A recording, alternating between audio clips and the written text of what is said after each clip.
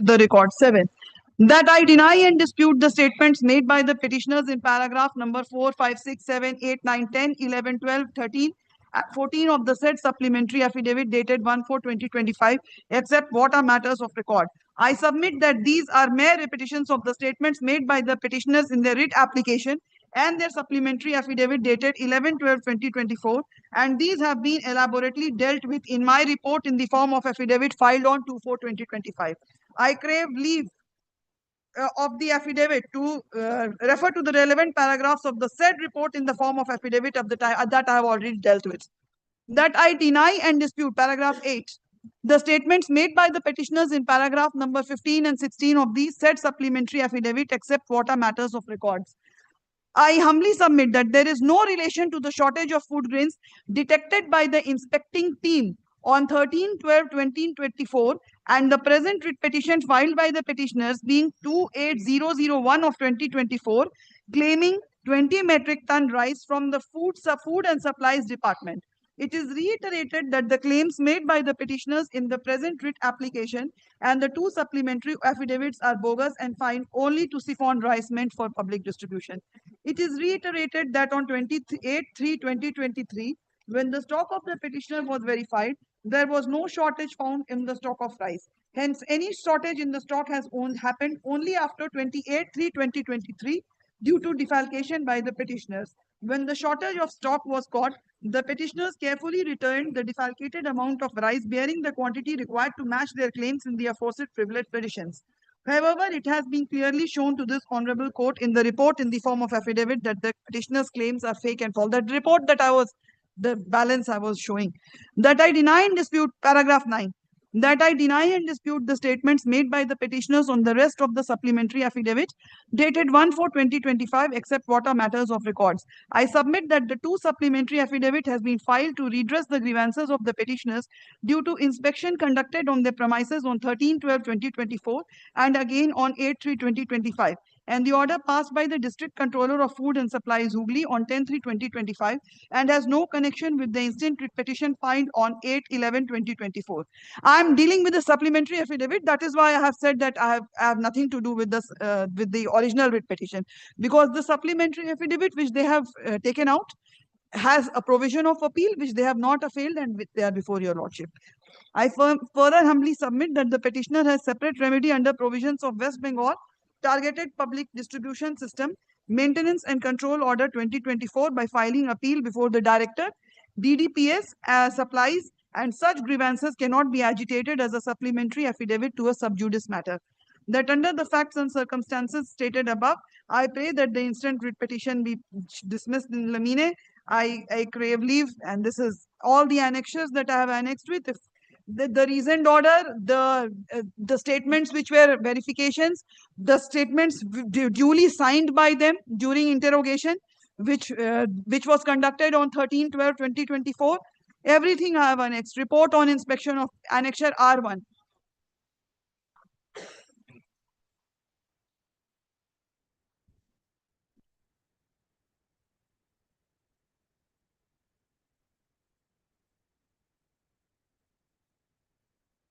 Kindly see page number 12, annexure R1.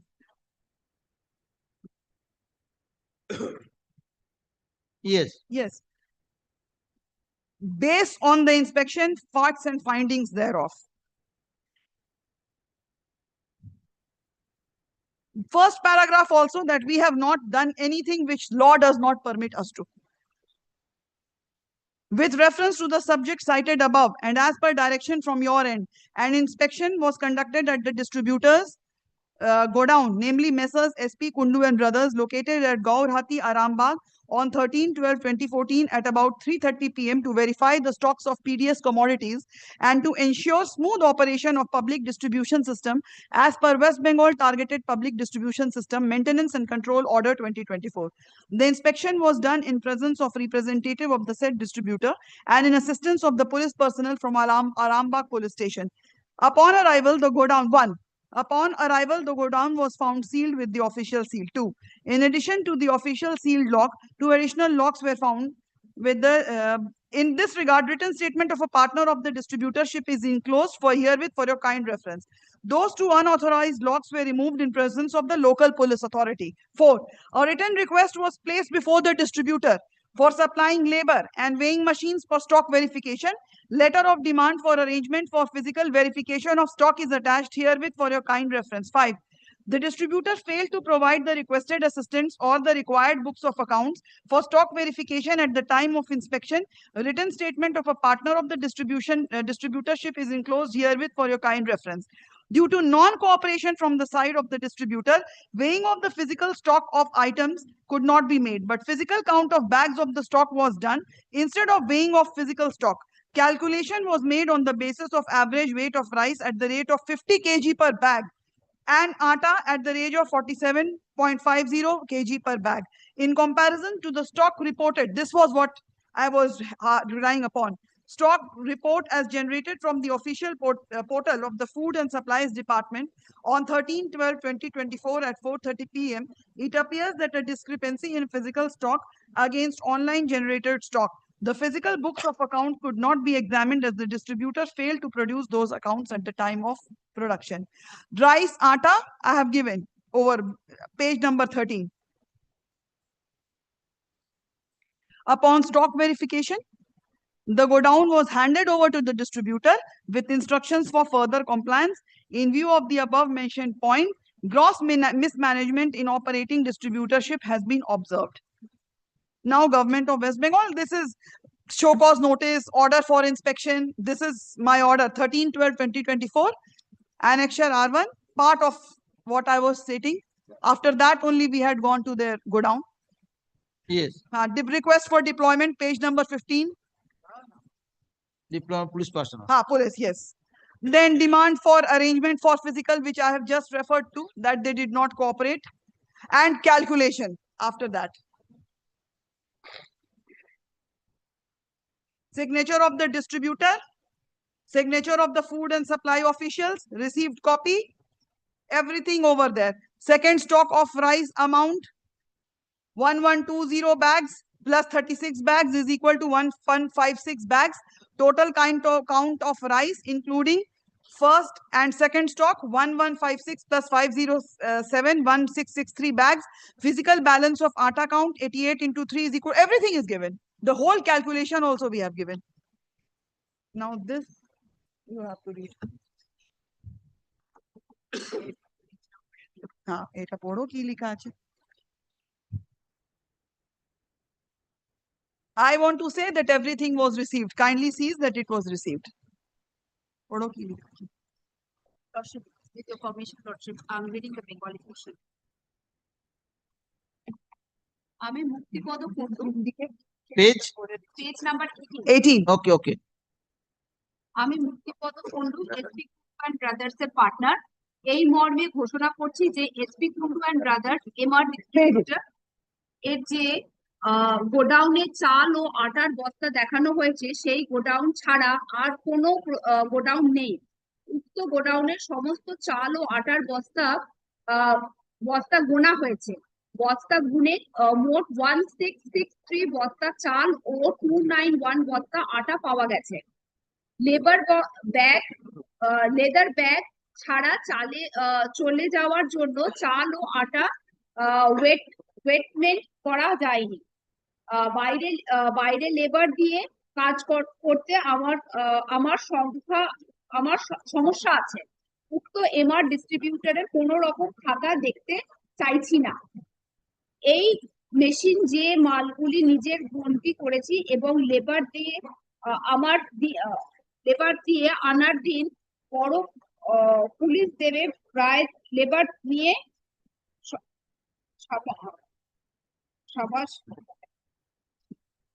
চাইনি। অন্য সমস্ত He did not want to. Yes, অন্য সমস্ত ইচ্ছুক পদ্ধতিতে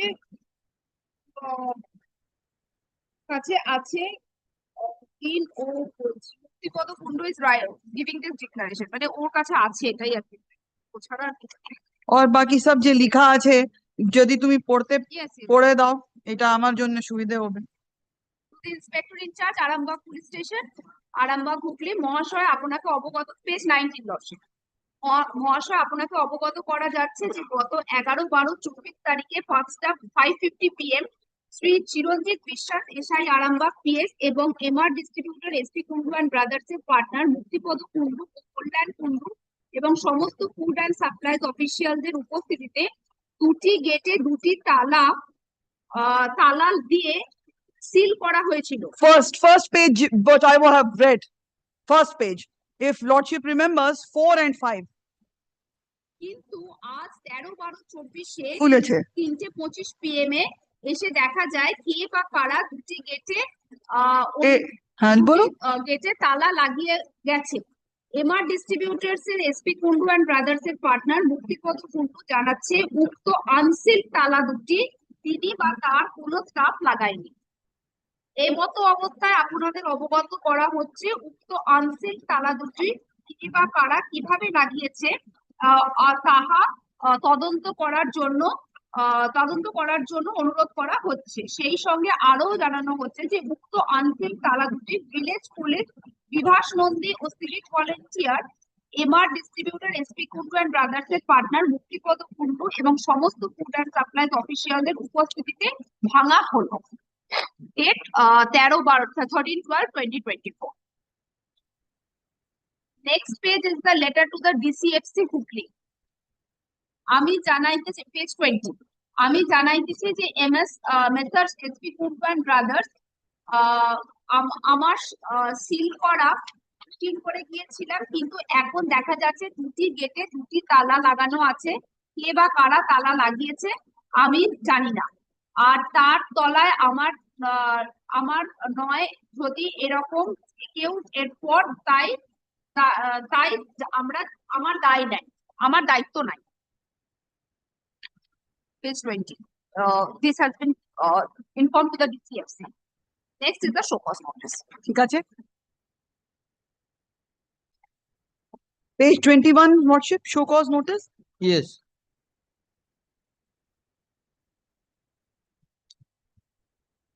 Now everything is the communication after that which follows, which was summarized in the first page, and balance I have also annexed page 33, weighment chart of food grains, annexure R4, and the last impugned order which was passed by me on 10/3/2025, which becomes the basis of the supplementary affidavit which has been filed by them.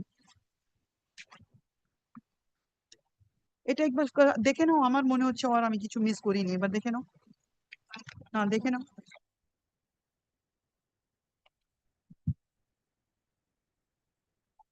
हाँ স্টকটা দেখাও। হ্যাঁ হ্যাঁ ঠিক আছে, present আমি বলে দিয়েছি। স্টকস পেজ 33 বলে দিয়েছি।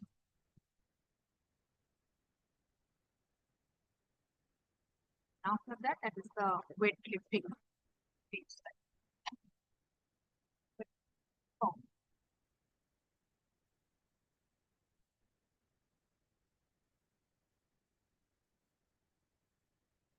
These are all my humble submissions.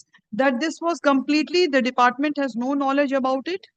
This was completely done without any prior permission from the department. No permission was sought for. And with respect to paragraph page number 23 in the writ petition, which Lordship had asked me on that day, page 23 writ petition. This is to inform you that Messrs. SP Kundu and Brothers, Messrs. Distributed Gaur Hati,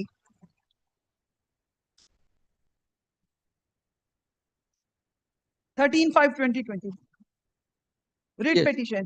This is also being dealt with the department. I believe that there is a show cause notice or some proceeding is going on against the concerned officer, because nothing like this. We have received, we have just been told verbally to apprise your lordship that this also has been taken care of. I will give a detailed instructions. 5 minutes if lordship gives me. What is the stage with this concerned officer? I will just inform the court. So my only humble submission is that there was no express or prior permission from the department, and this is what has happened. This is what has transpired. The documents I have placed. One question that will be raised by my very experienced, learned senior friend, whom I have got the opportunity to oppose in so many cases. I will not miss this one also. So the thing is that why we have acted in 2024 after filing of the writ petition. Many things, Your Lordship, which are not brought to the attention of the department. If this writ petition, I'm very thankful to him that something in 2015 was brought in light and we could act. So everything in documents we have placed before Your Lordship, everything on pen and paper, following due process of law, where if any molly is there or anything which my learned friend feels that we have gone out of law and we have taken legal recourse in our own hands, he is free to ventilate it before Your Lordship, and we will always try to comply with whatever the directions of Lordship have been passed from time to time. Only want to know one thing. Yes, Your Lordship. On 28th of March, 28th 28th of February 2023, you have checked the stocks. stocks of petitioner and Yes. certified the official that the stocks are intact. Yes. So what is the document? 28th of March. 28th of February. February. देखो तो. Report in the form of affidavit, page 5, paragraph 7.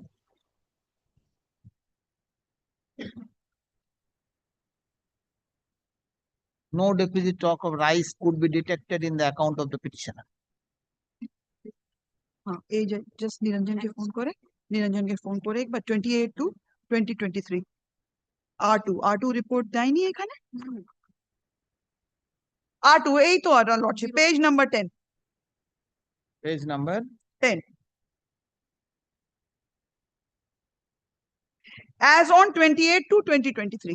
Physical verification certificate of Messrs. SP Kundu and Brothers. nil. Yes. As on 28 to 2023. Balance in quintal A and this 0. Nemai Chandra Kundu, seal and signature of distributor, seal and signature of PV team lead. Subdivisional controller F&S. This page, Your Lordship.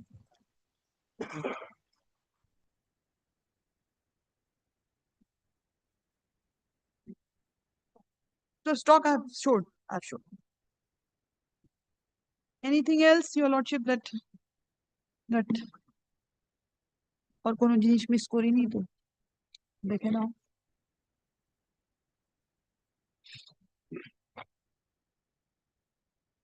Yes. There. Completed तो. Well, fix the date, I shall give reply. Any day.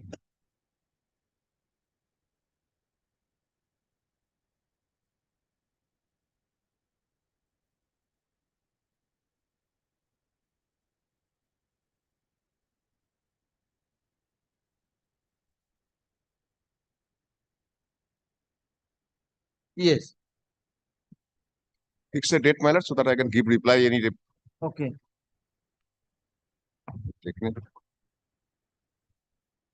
Argument on behalf of the state respondent or concludes. Petitioner at liberty to reply.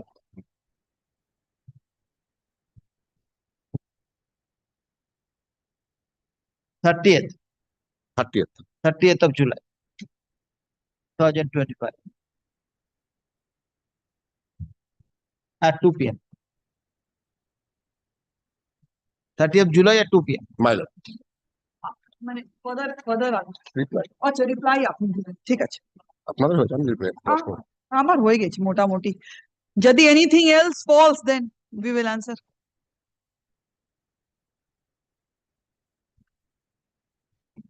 We have 30. আচ্ছা তুমি corona 30th You get 12. Item number 2 p.m. pass over. नहीं करना. 12:30 matter. But 12:30 matter, I have been requested by Mr. Sagar Bandhavadhyay. Due to sudden problem, he could not come. Request me if you fix that. Senior counsel is coming. Kindly fix it on my lord. Monday at Thursday. Monday, Thursday. 12:30. Item number 47. 12:30. Monday it can be ma'am. Same place, same time. Huh? Okay.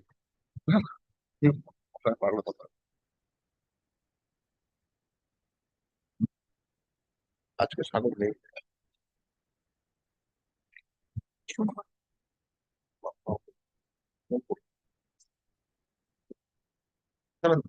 item number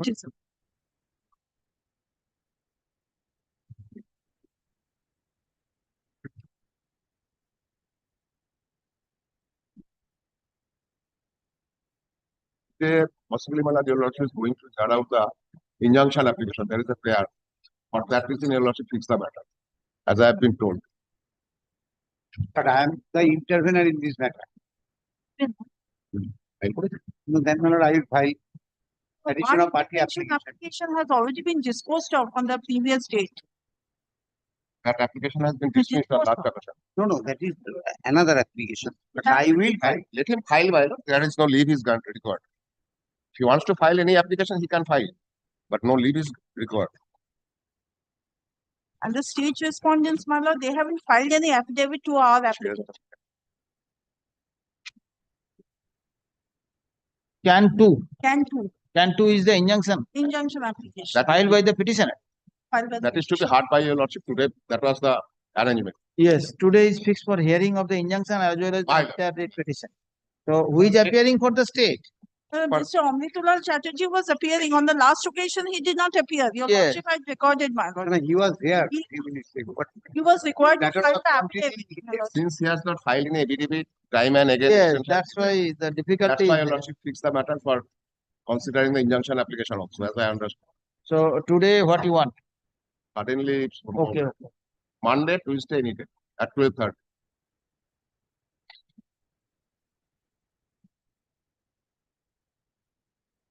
my lord, I am the intervener of this application. Writ petition, my lord. You can come with an application.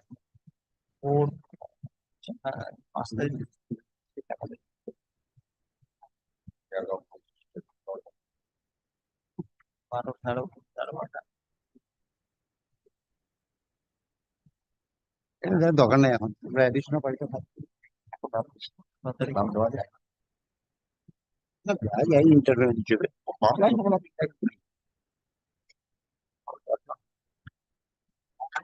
6th of August at 2 p.m. 12:30, my lord, 2 p.m. There are various matters, my lord. No, 6th of August. I have only one matter. Lordship. No issue. That's why I'm fixing the matter so that hearing can be concluded on that. Lordship. You serve notice. Please take down. None appears on behalf of the state respondent. Let the application being Can 2 of 2025 along with writ petition be fixed for hearing on 6th of August 2025 at 2 p.m. Yes, at 2 p.m. as a specially fixed matter. Okay, much. Petitioner to serve learned counsel for the respondent, state respondent, regarding the gist of the matter, regarding the gist of the order. my lord, I am being given to file one additional party No application, leave my is lord. required, sir. Because my lord, the advertisement has already been issued. Inquiry has already been made. This is Your a matter of- application for intending intervener has been No, that is turned down. not my application. He has come with another ground. But my ground is, my lord, You are the other person. I am other. They file application. My What is the requirement to file the leave? No leave is required. You can file. Then I just appeared today, that's why, my lord. Lordship, Okay. only thing, let the affidavit of service be kept to the record. The last occasion, my lord, Have you served? that was filed, my lord, the first Can 2 application, which have been served, my lord, upon the state. Affidavit of service in respect of affidavit of service in respect of Can 2 of 2025. 25. My lord, the 25 pending. regarding service of the application upon the state respondent be taken on record. I'm grateful. তো আসেনি তো এখন। দেখো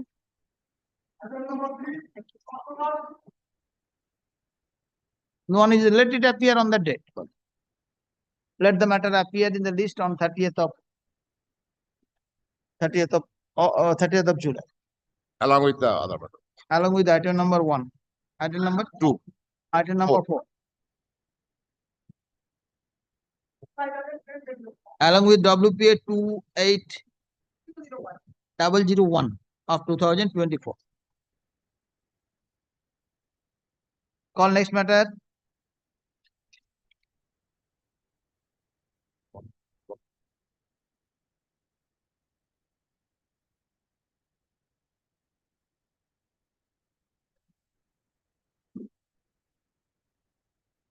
My lord, given in this matter, I am for the Sumon petitioner lordship, 5, 6, and 7. The 3 matters, state respondent raised the maintainability point. Mr. Sengupta is appearing in this matter, but till date he is not start about the maintainability point. My lord, on last 3, 4 occasions, the matter was adjourned lordship.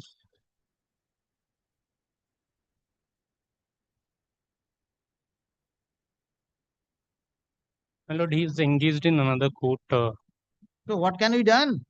My lord, What can you what- do? He may engage in Uh, another court, but you have to get prepared. We are midst of a hearing. That cannot be stalled like that. In this matter, item number 5, 6, and 7 lordship. 5, 6, All and 3 7. matters lordship. In 5 and 6, there are 5 and 7. There are interim orders. Lordship. What is your instruction?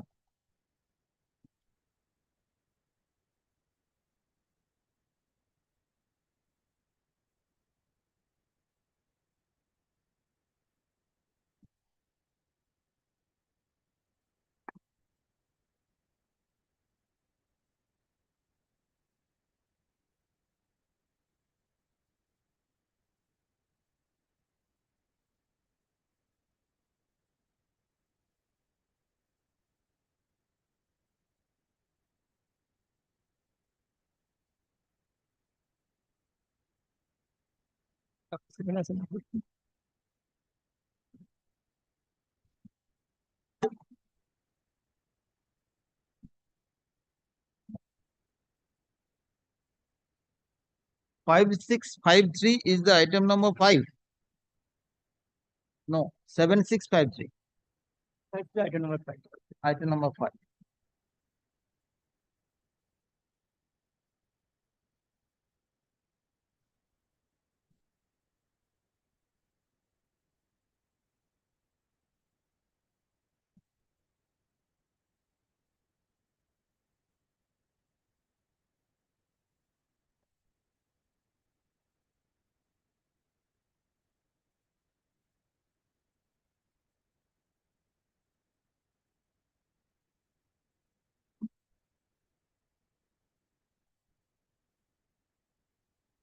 Yes, what is your submission?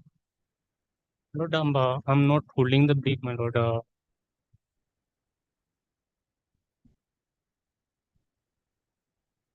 No, what is the status in item number 5? There is no interim order.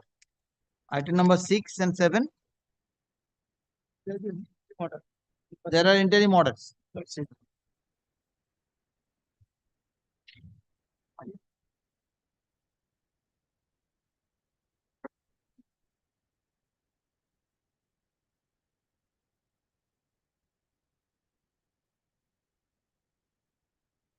Let my lord kindly keep it lordship 3 p.m. or as your lordship. No, no, that cannot be done like that. I'll close this matter today. Not to maintain like that. Lordship.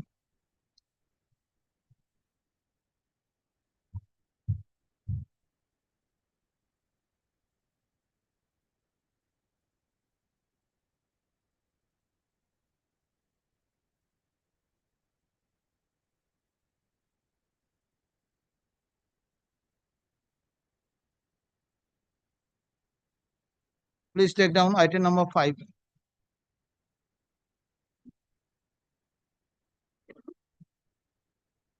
On the prayer of learned counsel, Mr. Sumon Sengupta, appearing on behalf of the state, this court hearing the point of maintainability as raised by the learned counsel. Full stop. It appears that the hearing on the point of maintainability has been adjourned for quite few occasions. Full stop. The instant writ petition challenged the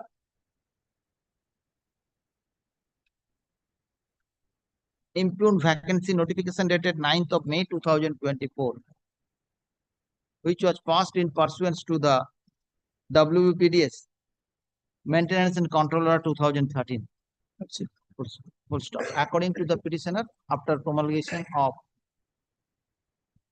National Food Security Act 2013 and TDPS 2015,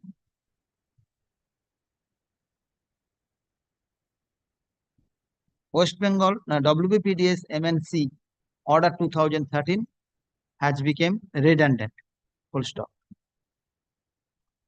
The issue has already been raised before Honorable Division Bench. Issue.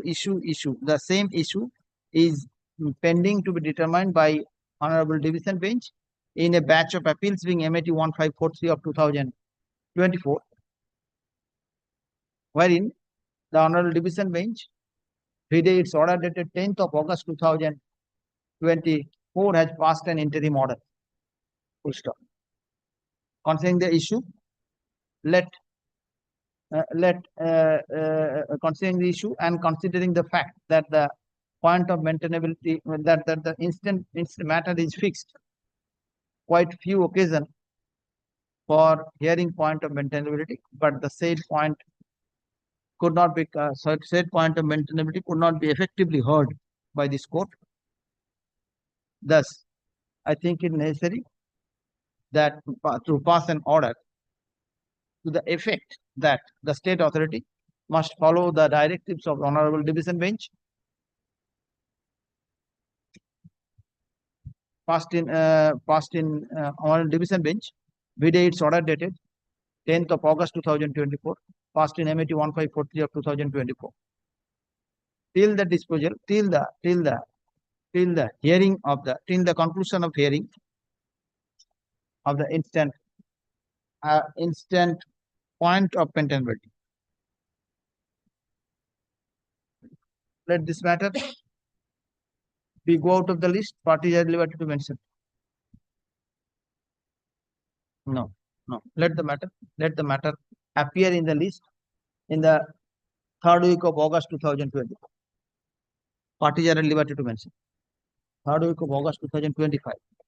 Parties are at liberty to mention. 3rd week of August 2025.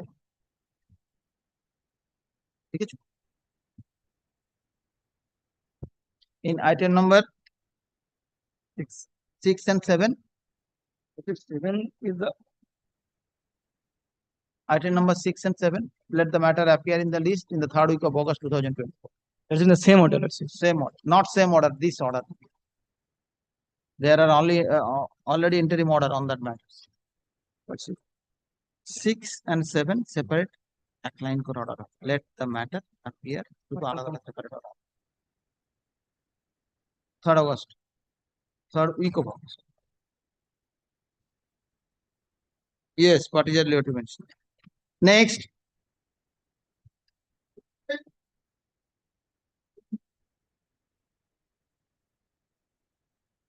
My lord, I am for the petition, my lord.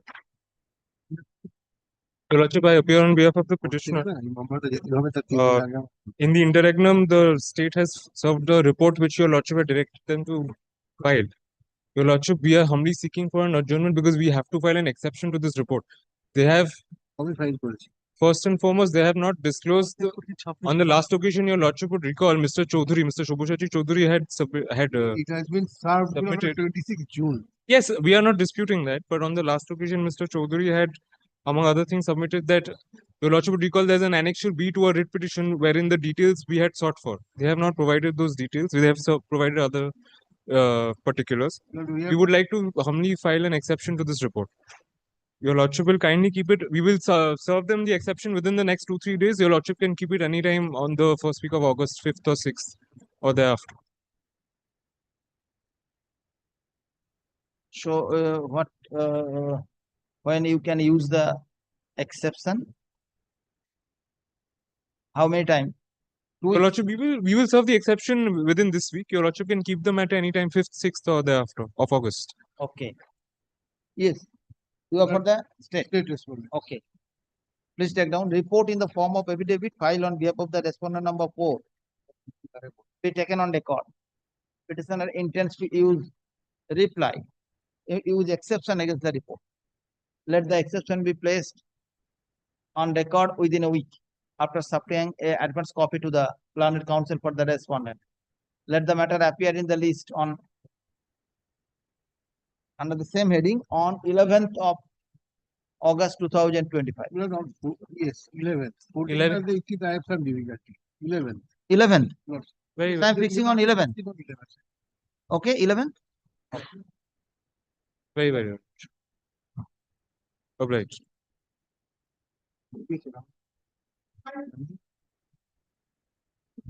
Article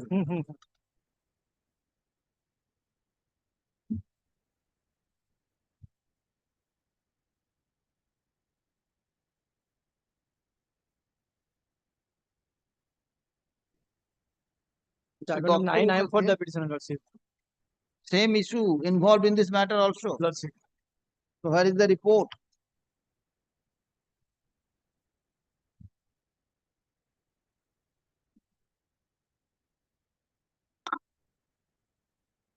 Mr. Swapan Kumar Dotto and Mr. Rajat Dotto.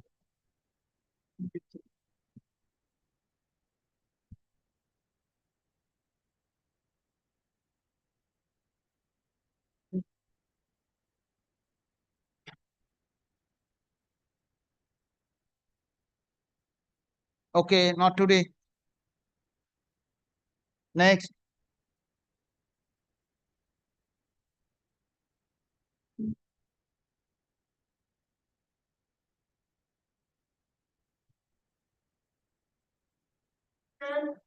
I am for the state, my lord. Today just I have received instruction, my lord. So, my lord, I am paying 1 week accommodation for filing report, my lord. Same issue? Same issue, Lordship. All the matters. Not this week. Yes, next. You submit report. Next.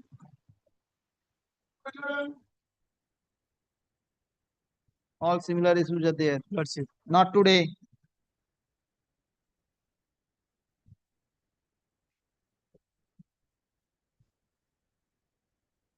Well, 11, my lord, I'm appearing for the state, my lord. Where is the report? I have already filed the report on the You have last already occasion, filed the my lord. report? Yes, my lord, in affidavit format. I have already served upon your senior. You don't have to see because you are brief. Give me item number 11. 11, my lord, I have already filed the report, my lord.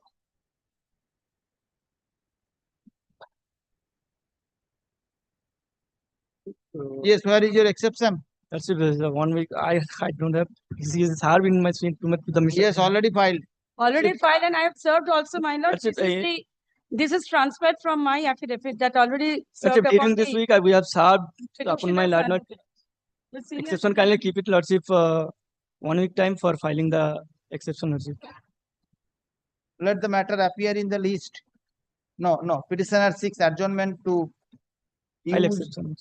exception against the report. Let the report be placed on record within a week. Lordship. List the matter on 11th of August, Lordship. August. Under the same heading.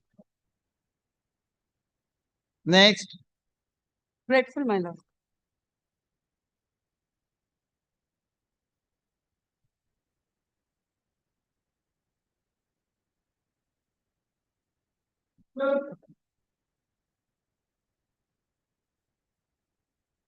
Well, my lord, I have not received any report.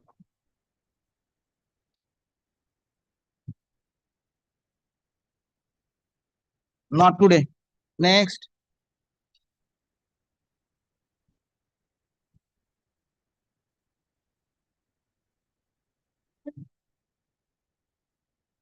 But in also, my lord, same.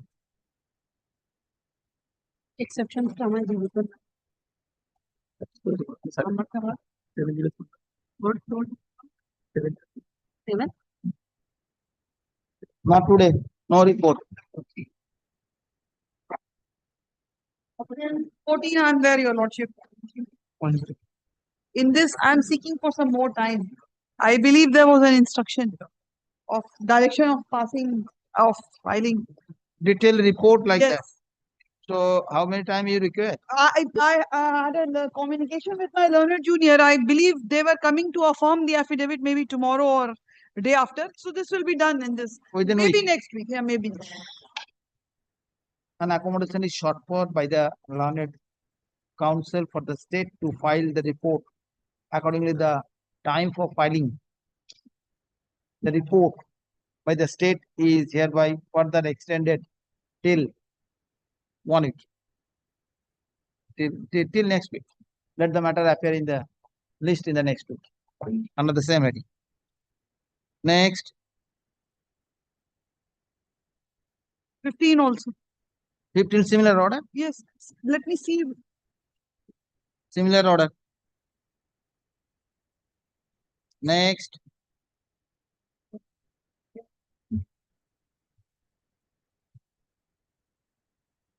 20 then. ये ना। दादा 14 15 नामটা দিয়ে দেবেন নামটা দিয়ে দেবেন আমি দিয়ে দিই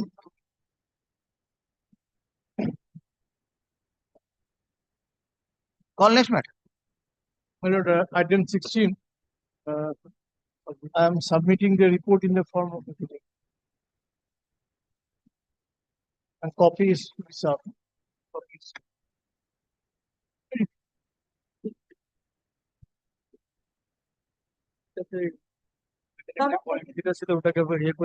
আপনাকে appear করে 15 টা দিয়ে দাও Please take down. 9টা গিয়ে 9টা বলে দে না Item number 16. 16. The report in the form of affidavit filed on behalf of the respondent be taken on record. Lordship, Petitioner is at leave to use exception within a week. Lordship, have the copy. Within a week, 16. Let the matter appear in the list on 11th of August under the same heading.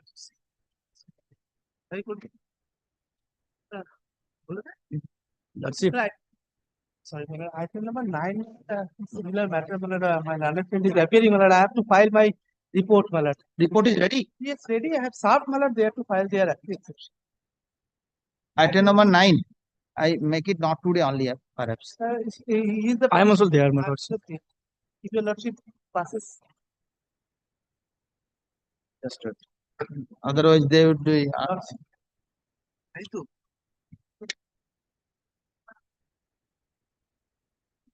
Which item number 9 এ কি করেছো?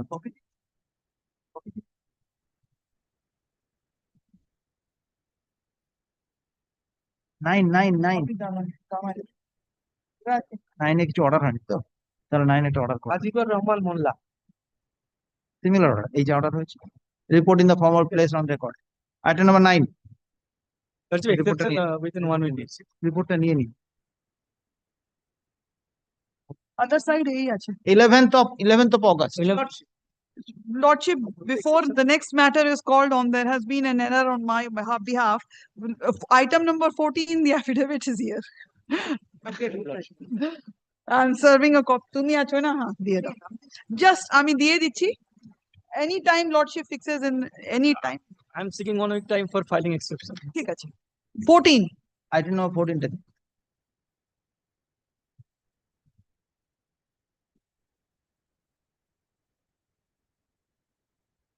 Device that. 14. हाँ तो बोल दो Item number 14, similar order. बोलो है ना बस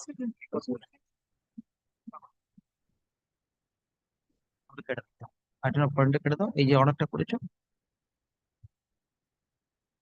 similar order.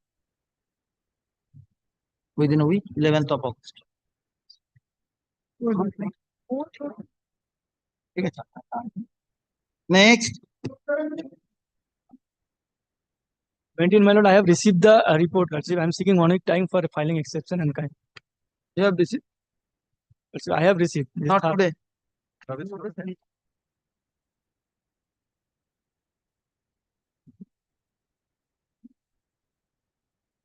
Not 18, my lord, there was a direction to file a petition, my lord. Some more time may be given, my lord, extension. I'm paying for 10 days extension. Only 1 10 week. days extension. Accommodation is sought for on behalf of the Yes, my lord. state respondent to file affidavit. Let the let the time for filing affidavit be further extended till 1 week. List the matter on the next week under the same heading. Next, Grateful, my lord.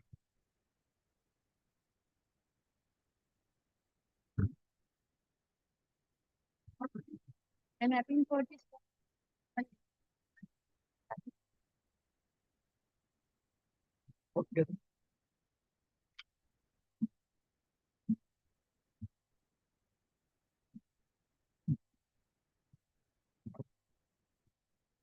who is for the respondent?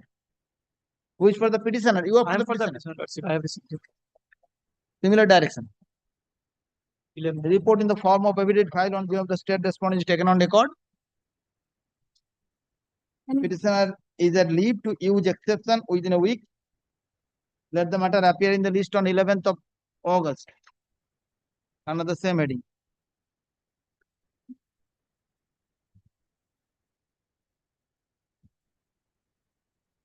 Call next matter. But I am the previous person heard this matter and asked me to serve a notice upon the Advocate General. advocate general.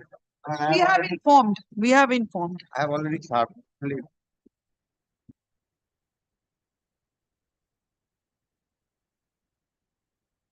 So this is that matter, my lord.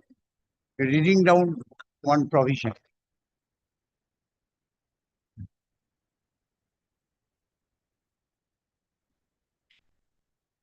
As it is not constitutionally permissible.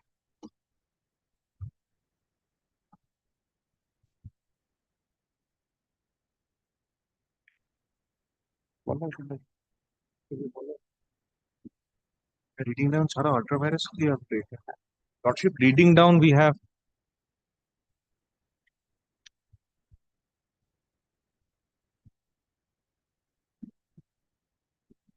Yes. Usually, Your Lordship, Mr. Sisanya Bandyopadhyay argues on behalf of the additional Advocate General. We have informed. We do not have any instructions as to what is to be done. I will inform his lordship. Because your lordship, reading down, lordship has said that on the occasion of reading down that virus, my learned senior friend has challenged the virus itself. So your lordship might need the assistance of the office of the advocate general, your lordship. AG needs our assistance. However, lordship fixed the matter in any day. Then But I will request my learned senior friend to kindly inform the office. I have We will already- inform. I have already served immediate service. ঠিক আছে, একবার Again. Affidavit That's of on 28th, Please take down. on 28th. Affidavit of service বলে দাও sir. বলবো আমি? বলে দেবে sir. filed by the petitioner be taken on record regarding service of the writ petition upon learned advocate general for the state of West Bengal. Let the matter appear in the list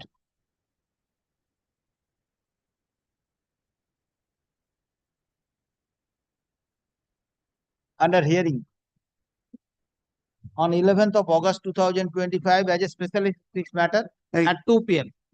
My lord. Petitioner is directed to inform the gist of the order to the learned advocate general for the state regarding the time and date fixed by this court for hearing of the matter. My lord, the learned I will also advocate inform. appeared. Okay. দরকার নেই তাহলে last এটা petitioner not sir. Okay.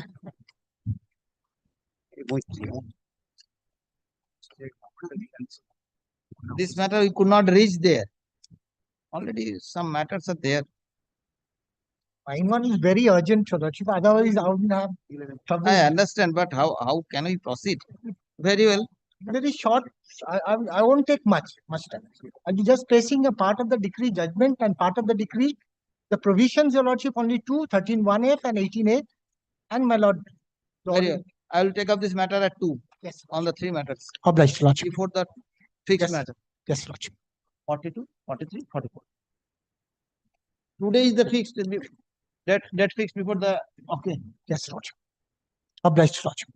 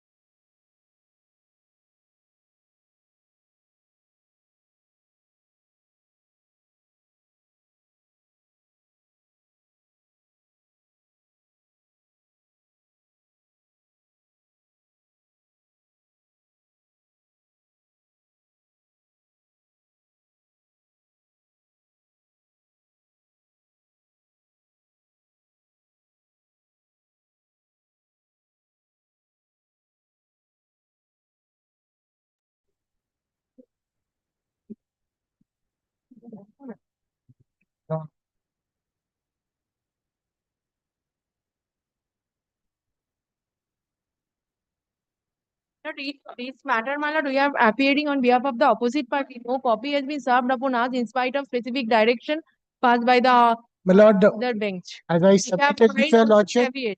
Lord, as I submitted before lordship, no caveat has been filed. My lord, Lord, the kindly have a look number, at it.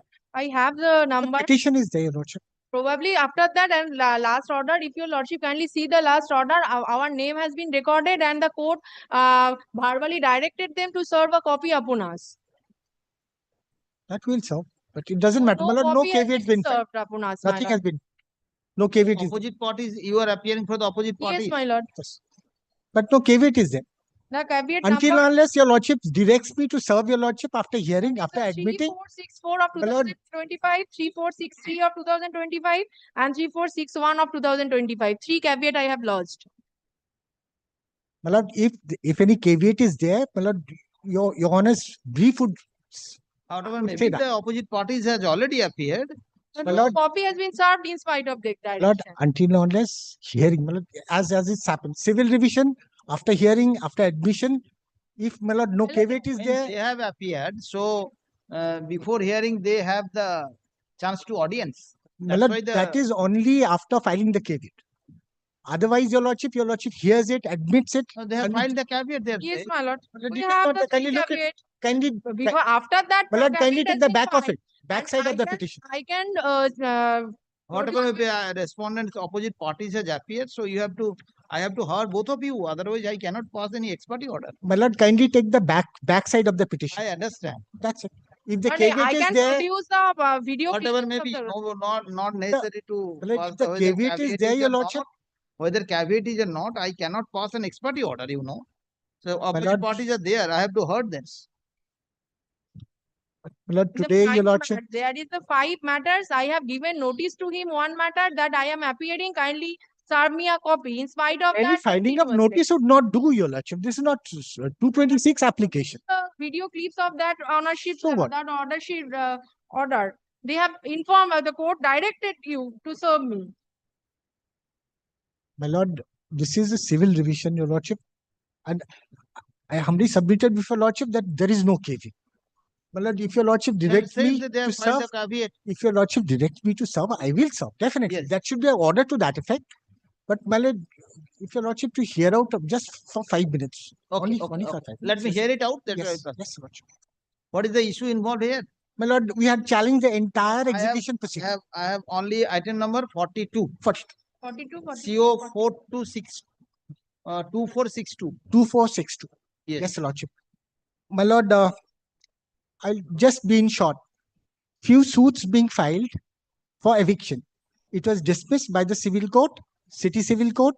Appeal was preferred by before the Honorable High Court. Honorable High Court had rejected it.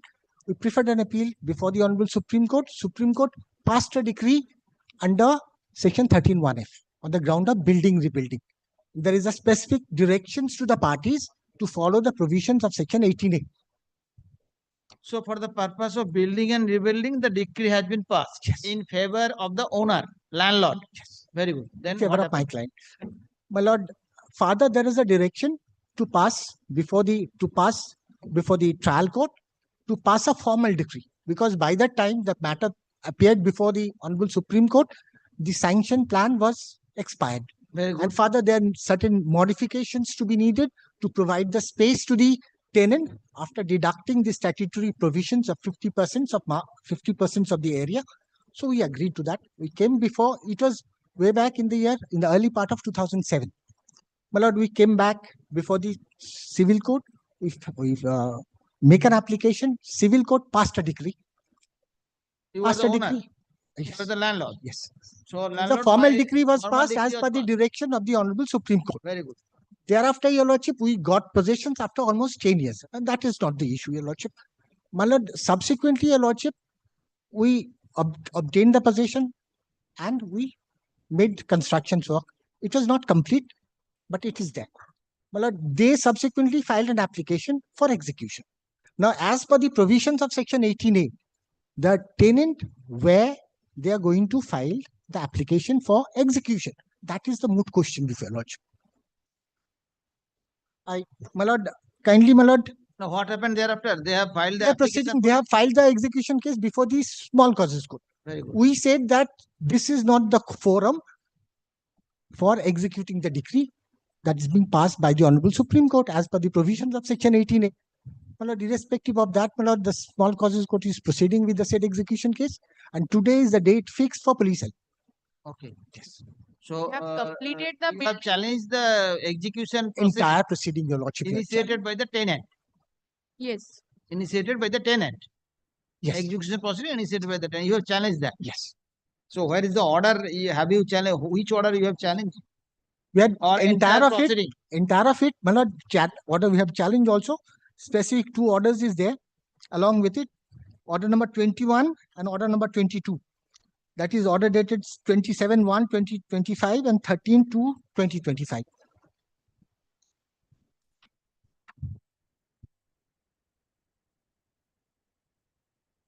Order number 21, your lordship, the last portion of it, I place it before lordship, the last page of order number 21. At this juncture, it would be pertinent to mention that the objection raised by OP regarding the execution case being not maintainable or his emphasis on the provisions of Section 18A, West Bengal Premises Tenancy Act 1956 would not stand, since such objection raised by him before by filing other petitions have all been rejected. Well, this is the finding of the executing court. Well, the executing court, in fact, your lordship, going behind the back of the decree, your lordship.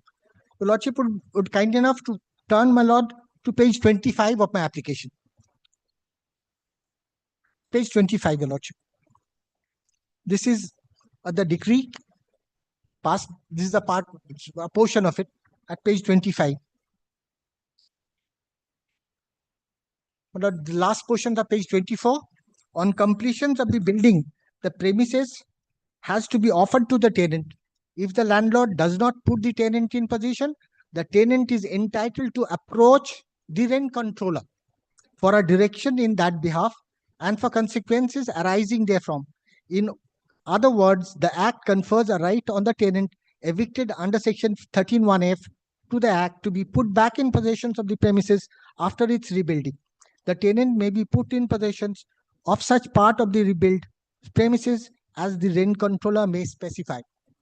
My lord, I'll be placing, my lord, Section 18A and other portion is there. My lord, kindly turn to the decree. This is the judgment.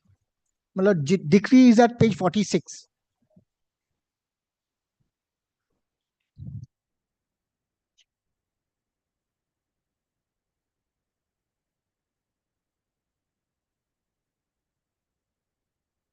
My lord, it starts from page 44. My lord, relevant portion is, my lord, at page 46. My lord, the trial court was directed to pass a formal decree. The modified plan will be produced by the landlord before the trial court so as to enable that the court to pass formal decree for eviction of consequential orders for the tenants being put back in possession in the reconstructed building as directed above in terms of Section 18A of the Act. Well, this Act, your lordship, this is the old Act of 1956. Show me the provision. Yes, your lordship, I will. My lord, the last portions of it, it will be open to the landlord to adopt such stand before the trial court and seek decree for eviction with consequential directions in the terms of Section 18A. My lord, this is the judgment and decree of the Honorable Supreme Court. Your lordship would be, my lord,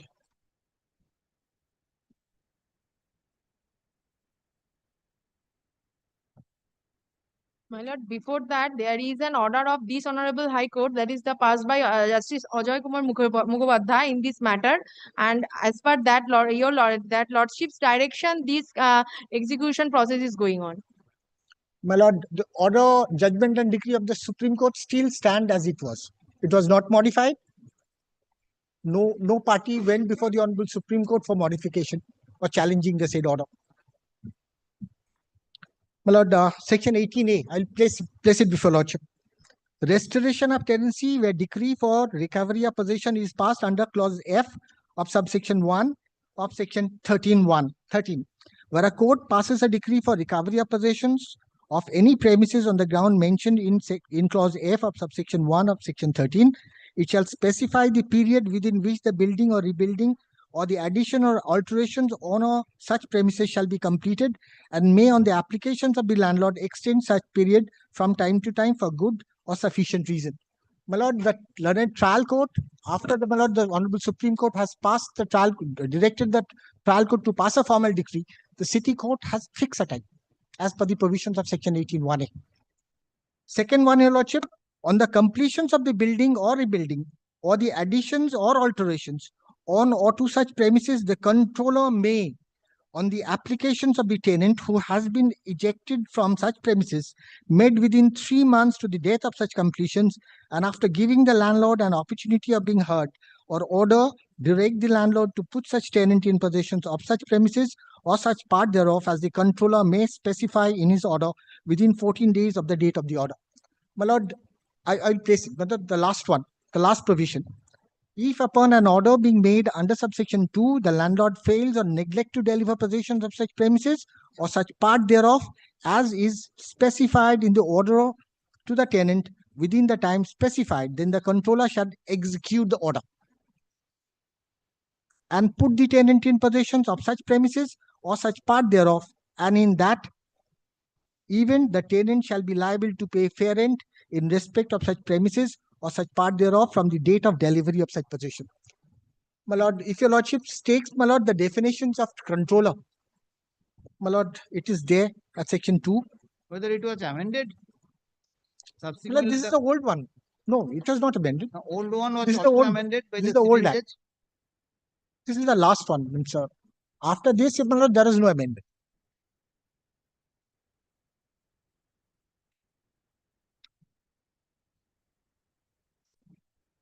Controller appointed Controller under section 2B. under 26. Yeah, that is 26 here. Yes, your lordship, that is 26 there. Controller means a controller appointed under subsection 1 of section 26 and includes an additional controller and a deputy controller appointed under subsection 2 of the said act. So this is your ground. Yes, your lordship. Okay. My lord, the trial court, the executing court is proceeding. I don't know how they are doing it. It's very, my lord, disturbing rather. It's very disturbing. Probably, my lord, I don't have the impugned order, my lord. My specific submission is that previously they have challenged the execution proceeding before this honorable high court, my lord, and the justice Ajay Mukherjee has passed an order and nullify their contention. They in the present matter, in the present case, my lord, we are the tenant, and they completed over the from the first floor. They have completed whole the building. In the ground floor, in our possession, they have not done anything, and it is a shop, my lord. After so many years, only they are continuing going on in that manner, my lord. Kindly they direct them to serve a copy, my lord. I will- Kindly fix it I will, tomorrow, your my lordship. lord. We shall satisfy I'll- your lordship, I'll my lord. submit And today only. kindly direct them to place before your lordship the order of the justice Mukherjee. My lord, kindly, my lord, take to page 71 of my application. This is part of it. My lord, the ground, If the police has been given today, my lord, it cannot be tomorrow. It not be completed. page 71, your lordship, kindly. The entire order is there. My lord, this is the finding of the learned, the Honorable High Court, the single bench. Paragraph I am 12. laid by in this matter, Mr. Oyan Banerjee, my lord. Kindly fix tomorrow, my lord, and after giving a copy of the petition, I we will. shall I'll submit satisfy. today only, your lordship. I'll sub my lord. They very much known that we are appearing in spite of that. Behind our back, what is the process to Not that. obtaining the It's not that. stay order? Not behind anyone's back. We are moving as per law. The rules, regulations, all are there. Your lordship has seen it, your lordship. Page 71. This is a part of the order.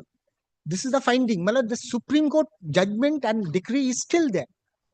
There is no modification, no change, no review was made. And the honorable, my lord, the honorable single bench, it doesn't say that the parties are directed or allowed to proceed in divorce of the statutory provisions of law. Nothing like that. No, the paragraph 14 is there, page 72. But this how far This is this the will, direction. how far this should be taken into consideration. No, you have to challenge that. Otherwise, it is My lord, the obviously Supreme binding Court, upon my lord, this court. Supreme Court judgment is still staring. You know, I know that. Yes. But a coordinate bench order is there. You have to challenge that. Yes. You have to challenge before the honorable division bench if you are aggrieved against that. This is civil revision. You have to go before the Supreme Court. Yes, you have to go to the Supreme Court. But the Supreme Court judgment is still there. I It was not understand, but challenged. you have to challenge this. Yes. Coordinate bench They can direction is there. Yes. Very good. You serve the copy. I will hear the matter tomorrow at 3. And No, tomorrow Wednesday. Oh, I have a bench. I have a bench. my lord. No, not 12:30. Not 12:30. Just wait.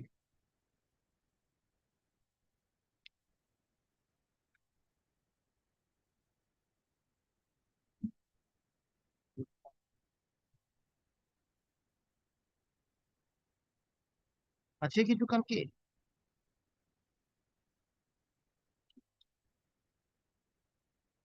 কিছু হবে না, তাহলে আর কিছু হবে না। সেখানে আপনি already সেখানে সেখানে কাজ আছে অনেকগুলো ভাবতে পারবেন। পরশুদিন তো থার্সডে। আজ কালকে 12:30টায় কি আছে? 12:30 দিয়ে দিচ্ছে। Okay, please take down.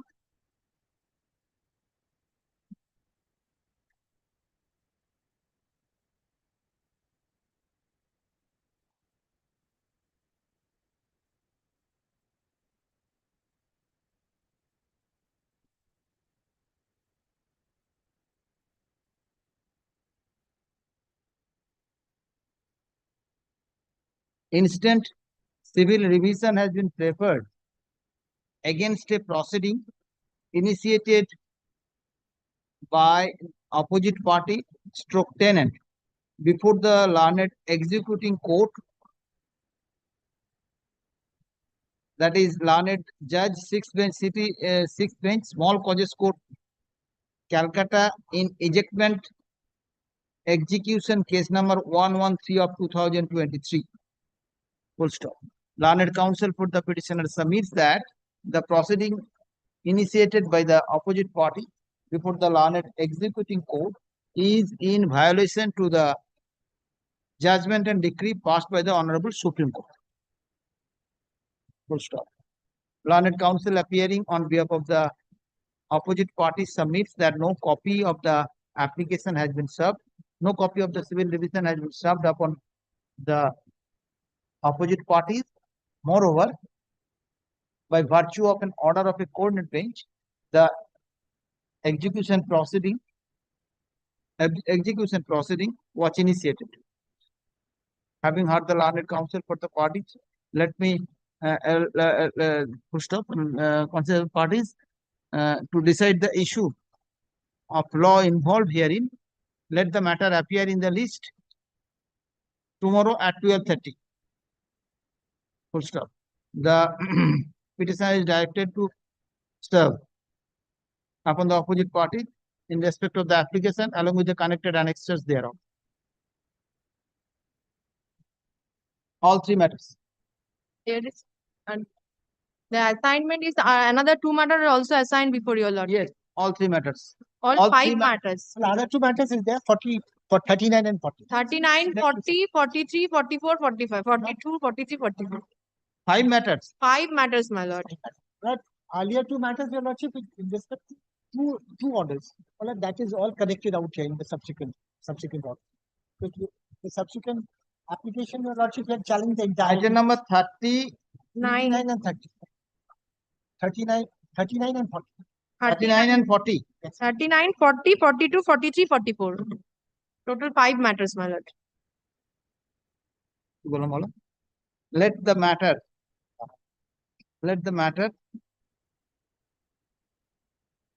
matter appear in the list along with 42, 43, 44.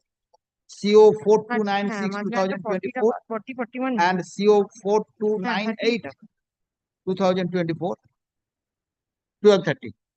All 5 matters. 5 matters, they kindly direct them to serve. all Maybe, five. maybe, Direction is there. my lord, some protections being. What protection? The police I head, will pass the order tomorrow. Yes, your lordship, till my lord. tomorrow, your lordship. What Fine. is necessary? Full self baby. Huh. I can dispose of the matter. No issue. If it is beyond law, then everything will be go. Obliged, your lordship. Easily.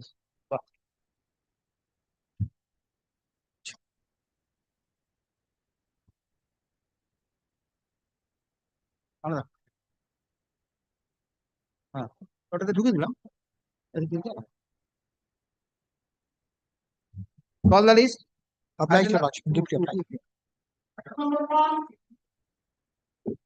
My lord, in item number 1, Mohammad Sarajan is appearing on behalf of the petitioner. My lord, he is ill, my lord. Today, continue the private respondent, my lord, their submission and allow to Mohammad Sarajan. I cannot follow you. Let me find out the papers.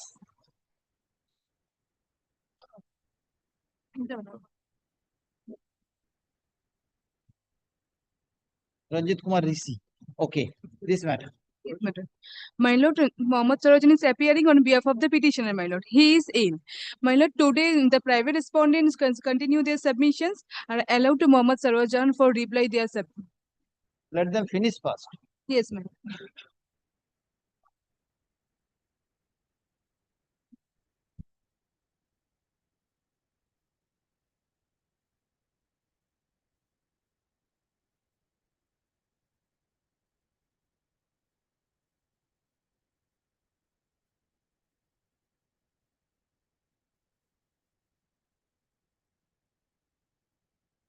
নয়ের এক ৮-এর ১০ 11-3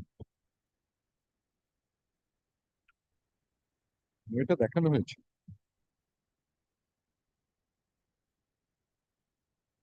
My lord, I had on the last occasion placed before your lordship the facts. I had, my lord, handed over a list of dates also on the basis of which, my lord, I had proceeded. Yes.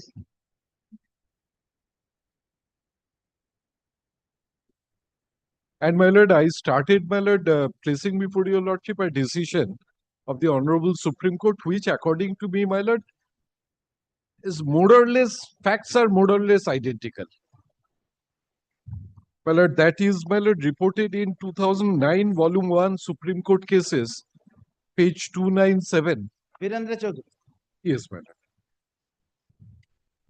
Virendra Chaudhary. My lord, I had, my lord, should I, my lord, go through it once again, my lord? Or Not necessary. very well, I had placed, We just gist it. I had placed identical facts where, my lord, Yes. first writ petition, the appointment of, my lord, the successful candidate was not challenged. Subsequently, months thereafter, my lord, after, my lord, 2 years. For us, my lord, it's about, my lord, after 7 years, my lord, the challenge has come forward. And, my lord, the Supreme Court said, my lord, that you were not. May I hurriedly once go through it? Yes. Kindly, my lord, take up, my lord, 2009 1 Supreme Court cases 297. Yes. Your lordship has a copy, my lord. Yes.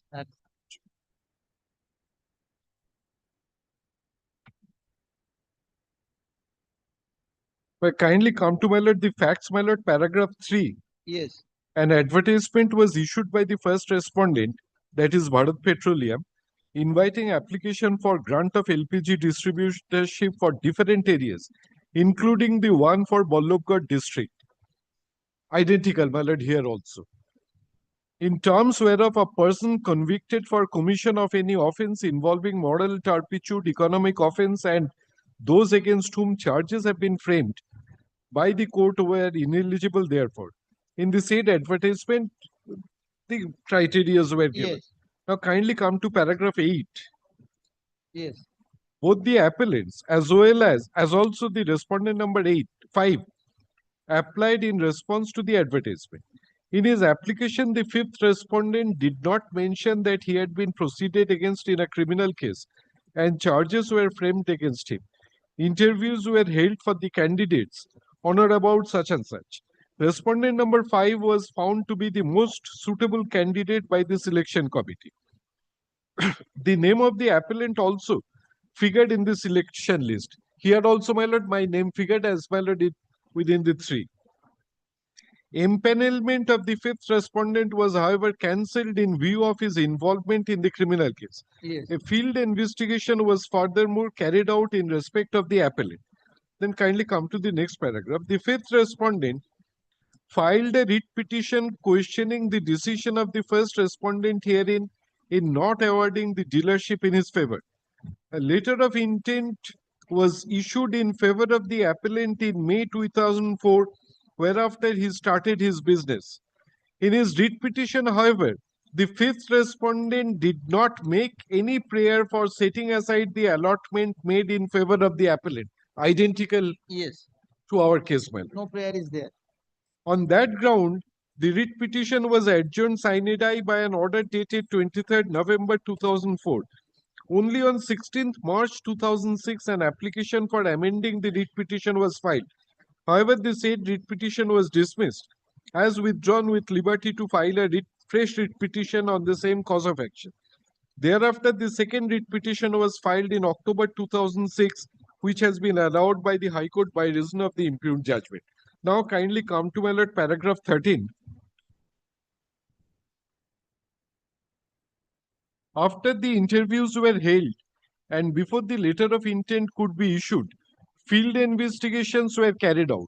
It is during the field investigation the officials of the respondent number 1 came to learn about the fact that 2 first information reports had been lodged against the respondent number 5, and in one of them he had also been charge sheeted.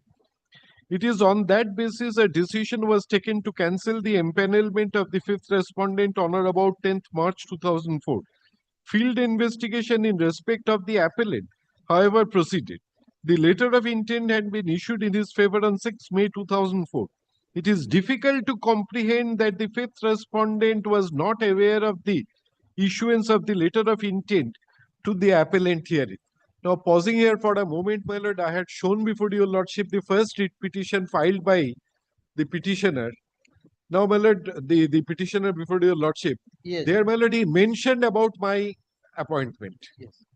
Though, my lord, he did not make me a party. Then, my lord, kindly come to the next paragraph. He, however, filed a writ application only on or about 23rd November 2004. The High Court may be correct in its view that the purported cancellation of empanelment of the fifth respondent was made on a wrong premise, though the advertisement published in such and such mentioned framing of charges in a criminal case as a disqualification. In the advertisement published in the Tribune and the Dainik Tribune, framing of charge in a criminal case was not mentioned as a disqualification. In the application form also, the applicant was not required to furnish any information regarding any framing of charge in a criminal case. It was neither necessary nor possible for the fifth respondent to disclose the fact that 2 first information reports had been lodged against him, and in one of them he had been charge sheeted. The purported disqualification attributed to him therefore led to an unjust decision. The High Court, however, in our opinion, failed to take into consideration the effect of delay and laches on the part of the respondent number 5 in approaching the High Court. A writ remedy is a discretionary remedy. The court exercises its jurisdiction only upon satisfying itself that it would be equitable to do so. Delay and the laches indisputably are the relevant factors. The superior courts, time without number, applied the equitable principle for not granting a relief and or a limited relief in favor of the applicant in a case of this nature. While doing so, the court, although not oblivious of the fact that no period of limitation is provided for filing a writ petition, but emphasis is laid that it should be filed within a reasonable time. A discretionary jurisdiction under Article 226 of the Constitution of India need not be exercised if the writ petitioner is guilty of delay and laches. Then, my lord, kindly come to paragraph 19. Yes. Recently, in Khode Distilleries Limited, this court applied the principle of waiver. This court applied the principle of waiver and acquiescence, being a case involving equity and justice. conduct of the parties has also been considered to be a ground for attracting the doctrine of estoppel by acquiescence or waiver. The fifth respondent did not acquire an indefeasible right. He was selected by the oil selection board. The said selection was subsequently cancelled, and a letter of intent was issued in favor of the appellant in May 2004. It was not questioned immediately after issuance of the letter of intent in favor of the appellant in May 2004. In his writ application, the fifth respondent did not question the grant of dealership in favor of the appellant. He was afforded an opportunity to amend the writ petition. He filed such an application only after 16 months. However, the writ petition itself was withdrawn, and only in October 2006 the present writ application was filed. From the facts as noticed above, there can therefore be no doubt that from May 2004 to October 2006, the respondent did not take any step to challenge the issuance. It would be issuance of the letter of intent granting dealership in favor of the appellant. Considering the fact that starting off a business in LPG dealership require a huge investment and infrastructure, therefore is required to be provided, and a large number of employees are to be appointed. Therefore, we are of the opinion that the High Court committed a serious error in not taking these factors into consideration in proper perspective. The impugned judgment therefore cannot be sustained and is set aside. Identical facts, my lord, I would humbly submit. Instead of, my lord, the criminal proceeding, he failed, my lord, in the field verification about the land. And my lord, yes, I have shown your lordship, my lord, if your lordship is pleased to come to the list of dates 1.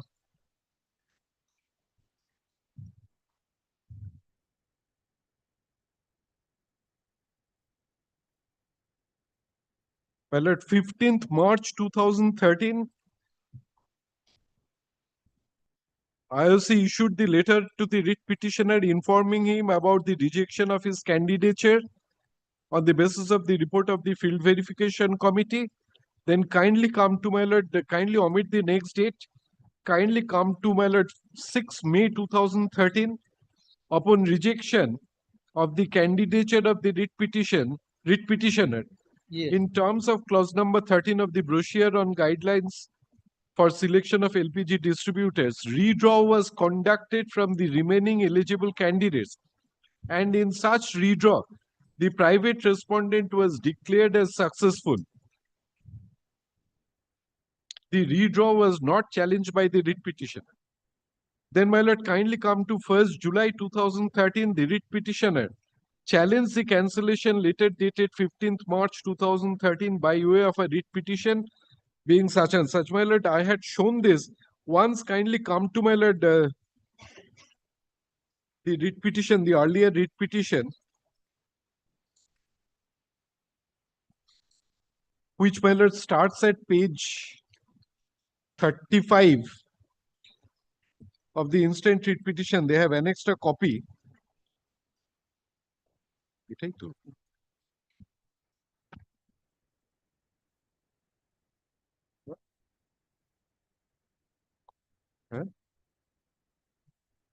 Kindly give me a minute, step.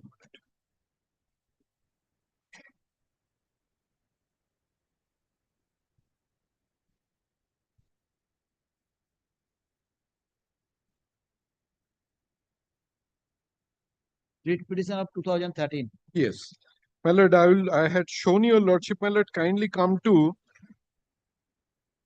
Page 57. lordship, my lord. Page 56, my lord, last, yes, page 57, but before that, kindly come to page 56. Yes.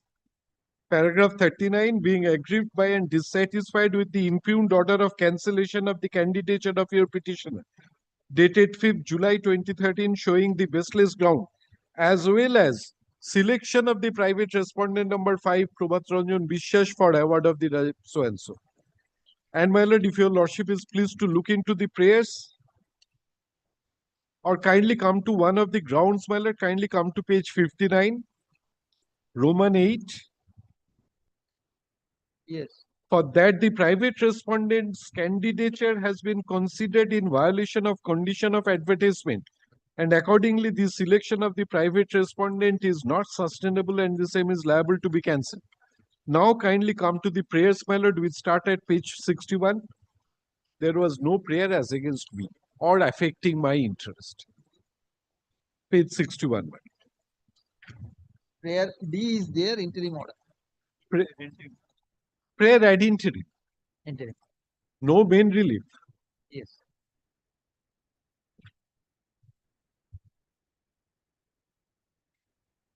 Yes, awarding. By that time, it was awarded. Because, my lord, I had shown your lordship, my lord, as soon as the draw is made, I had shown your lordship the guidelines. Shows, my lord, the award is, my lord, as soon as the draw is made. Now, I would like to, my lord, rely on two more judgments, my lord. May I next rely on, my lord, another judgment of the Honorable Supreme Court, my lord, reported in 2008, Volume 10, Supreme Court Cases, page 723.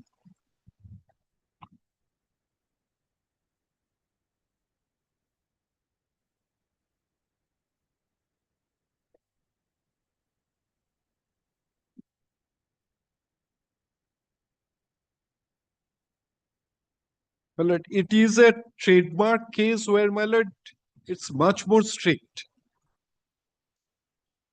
Yes. Kindly come to paragraph 43, my lord. In fact, this is, my lord, the decision which was relied on, my lord, in subsequent, the 2009 decision. Kindly come to paragraph 43. Milbe page 748, my lord. Got it. The principles, lordship got it. Yes. The principles of waiver and acquiescence are applicable in a case of this nature. Apart from the ordinary rule of waiver of a right expressly provided for in a case of passing off, the court has consistently been noticing the development of law in this field. The principle in that behalf were laid down by way of such and such in Scotch whisky, etc. Then next, the development of law was also noticed by the Court of Appeal in Habib Bank versus Habib Bank in the following terms. We were again referred to many authorities on this subject and to the debate which has taken place as to whether in order to succeed in a plea of acquiescence, a defendant must demonstrate all the five probanda contained in the judgment of Justice Fry in such and such. See the recent judgment in amalgamated investment, whether all five of those probanda are necessary or not. Mr. So-and-so submits that to succeed, HB8 must at least establish three things. They must show, first, that HB8 had been acting under a mistake as to their legal right. That in the instant case must mean that they were unaware that what they were doing, that is to say, carrying on the business under the name and in which they had been incorporated with the active assistance of the plaintiff's predecessor, constituted any invasion of the plaintiff's right. Secondly, they must show that the plaintiff encouraged the course of action either by statement or conduct, etc. Then kindly come to 45. Noticing various other decisions, Lord Justice Oliver noticing a decision in such and such. Furthermore, the more recent case indicates in my judgment that the application in such and such principle, whether you call it proprietary estoppel by acquiescence or estoppel by encouragement, is really immaterial. Requires a very much broader approach which is directed rather at ascertaining whether, in particular individual circumstances, it would be unconscionable for a party to be permitted to deny that which knowingly or unknowingly he has allowed or encouraged another to assume to his detriment, than to inquiring whether the circumstances can be fitted within the confines of some preconceived formula serving as a universal yardstick for every form of unconstitutional behavior. It was held that I have to acknowledge my indebtedness to counsel of such and such. Kindly come to the, my lord, after the quotation, kindly come thereafter. That is, to my mind, sufficient appears of the fact of this case. Thus, in cases involving equity or justice, also, conduct of the parties has also been considered to be a ground for attracting the doctrine of estoppel by acquiescence or waiver for infringement. The court also in power control held acquiescence is sitting by when another is invading the rights and spending money on it. It is a course of conduct inconsistent with the claim for exclusive right in a trademark, trade name, etc. It implies positive act, not merely silence or inaction such as involved in laches. In such and such, it was held, it is important to distinguish mere negligence and acquiescence. Therefore, acquiescence is one facet of delay. If the plaintiff stood by knowingly and let the defendant build up an important trade until it had become necessary to crush it, then the plaintiff would be stopped by their acquiescence. If the acquiescence in the infringement amounts to consent, it will be a complete defense, as was laid down in such and such. The acquiescence must be such as to lead to the inference of a license sufficient to create a new right in the defendant, as was laid down in such and such.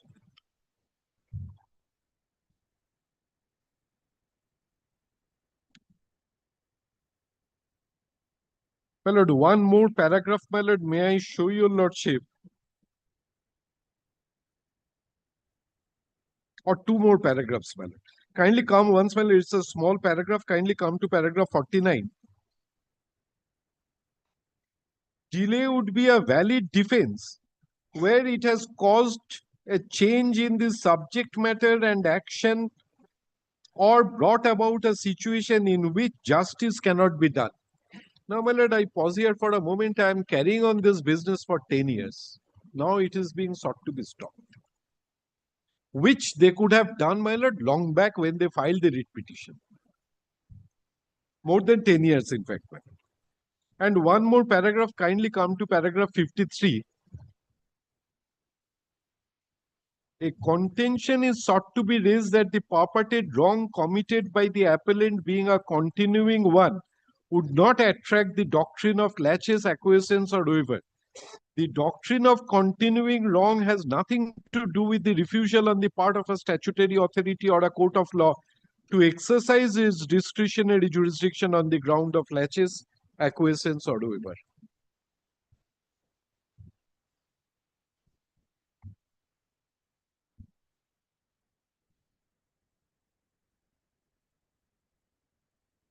My lord, I shall, my lord, place before your lordship another judgment and then stop, my lord.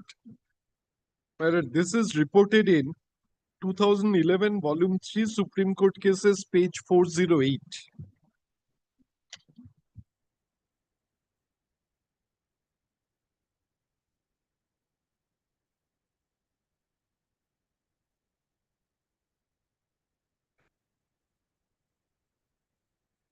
Yeah.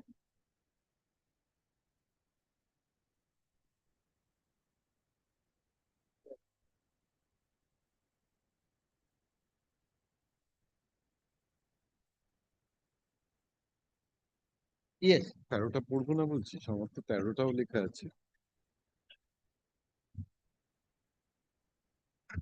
Kindly come to, my lord, paragraph 11 once, my lord. May I start reading from paragraph 11? Okay.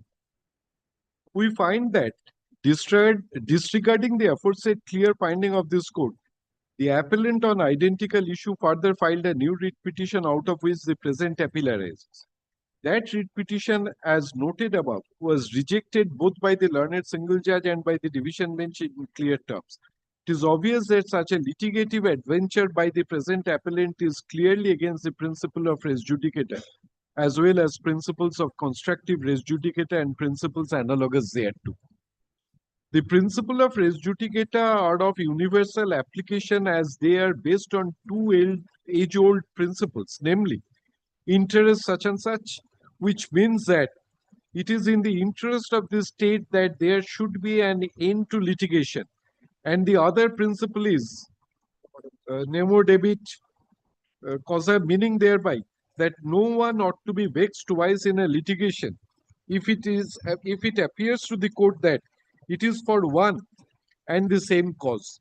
This doctrine of res judicata is common to all civilized system of jurisprudence to the extent that a judgment after a proper trial by a court of competent jurisdiction should be regarded as final and conclusive determination of the question litigated and should forever set the controversy at rest. The principle of finality of litigation is based on high principle of public policy. In the absence of such a principle, great oppression might result under the color and pretense of law, inasmuch as there will be no end of litigation, and a rich and malicious litigant will succeed in infinitely vexing his opponent by repetitive suits and actions. This may compel the weaker party to relinquish his right. The doctrine of res judicata has been evolved to prevent such an anarchy. That is why it is perceived that the plea of res judicata is not a technical doctrine, but a fundamental principle which sustains the rule of law in ensuring finality in litigation.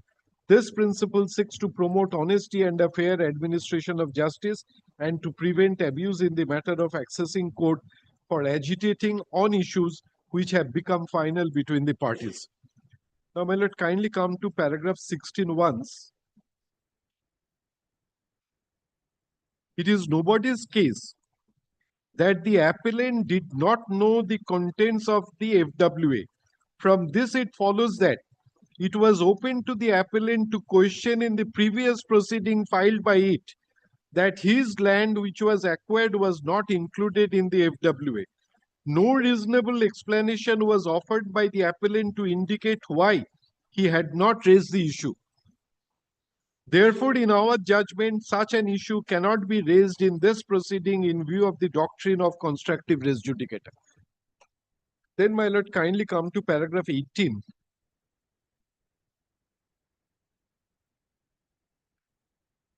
Therefore, any proceeding which has been initiated in breach of the principle of res judicata is prima facie a proceeding which has been initiated in abuse of the process of court.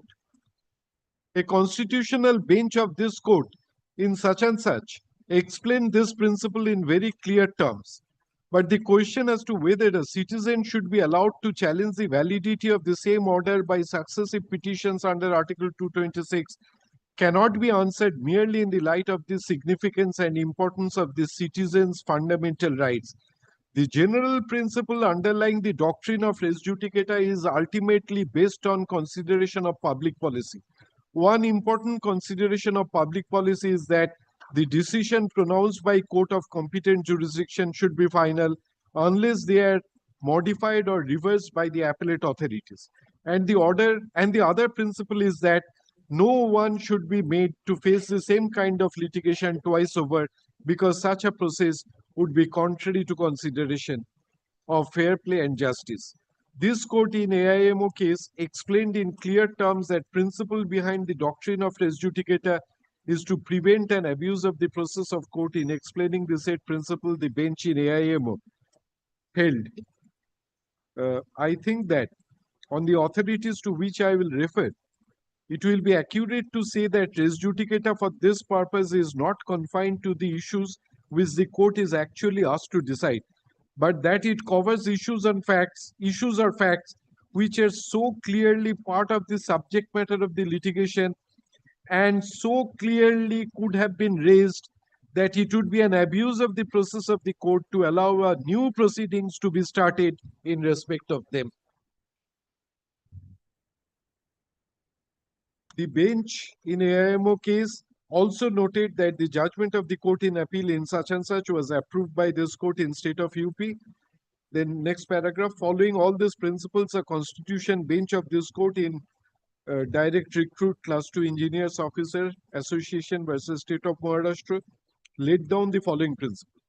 An adjudication is conclusive and final, not only as to actual matter determined, but as to every other matter which the parties might and ought to have litigated, and have had decided as incidental to or essentially connected with subject matter of the litigation, and every matter coming into the legitimate purview of the original action, both in respect of the matter of claim and defense.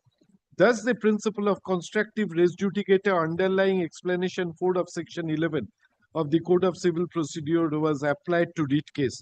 We accordingly hold that the writ case is fit to be dismissed on the ground of res judicata.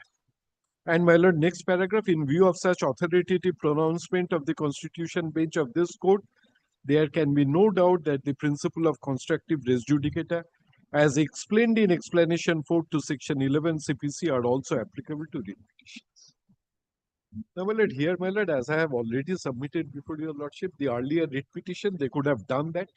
Yes. Having not done that, my lord, they are today stopped from, my lord, challenging my appointment.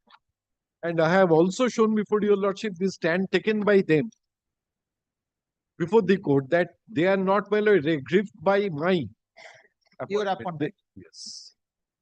My lord, in view of this, my lord, in my respectful submission, this writ petition, my lord, is liable to be dismissed. Okay. My lord, those are my respectful submissions. Sir, now we matter for further consideration.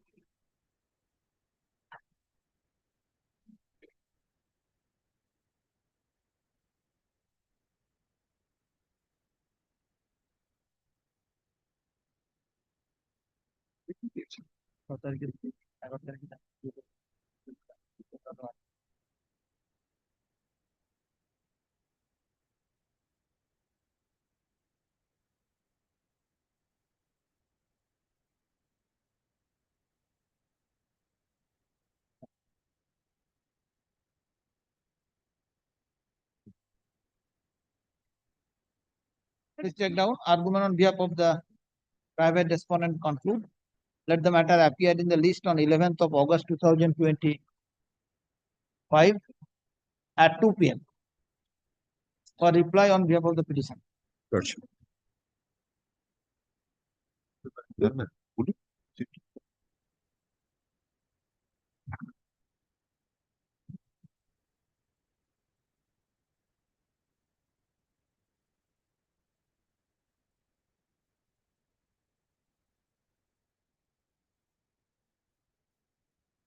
Call the list.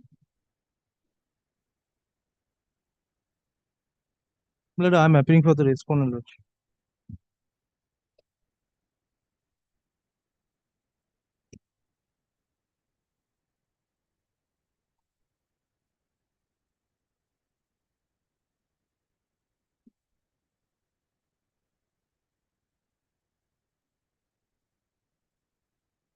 My lord, in this matter, my lord, the learned advocate, my lord, for the appellant, my lord, already completed his submission. My lord.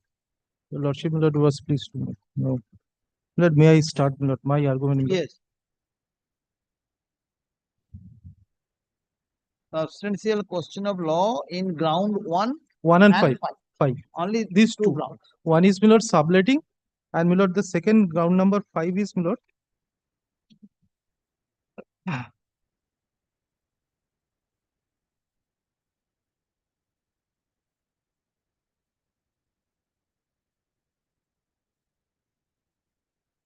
my lord, whether, my lord, the subletting in absence of any, my lord, finding as to consideration is a valid subletting or not.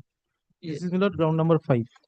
So during the pendency of the second appeal, they have filed on application order 41 rule 27. My lord, my lord. Order 41 rule 27 says For- that in the Bengali there are some terms which was written otherwise and it was construed otherwise. My lord, my lord. This is the submission altogether.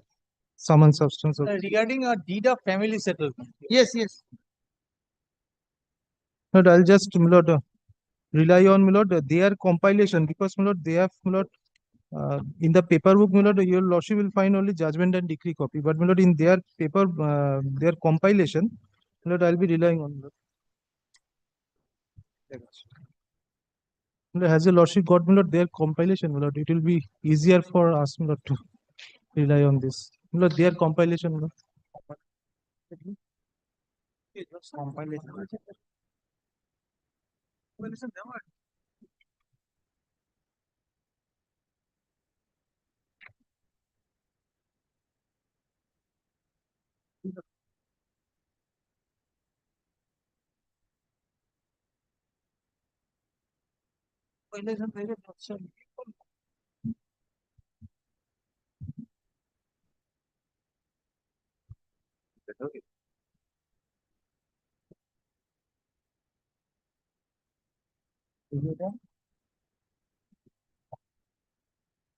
Yes, My lord, initially, my lord, my client, my lord, filed a suit for eviction on the ground of, my lord, subletting and defaulter.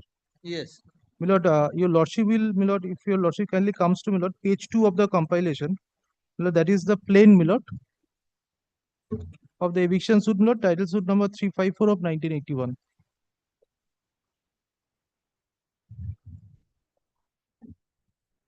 My lord, may I just indicate, my lord, a few portions from the plain?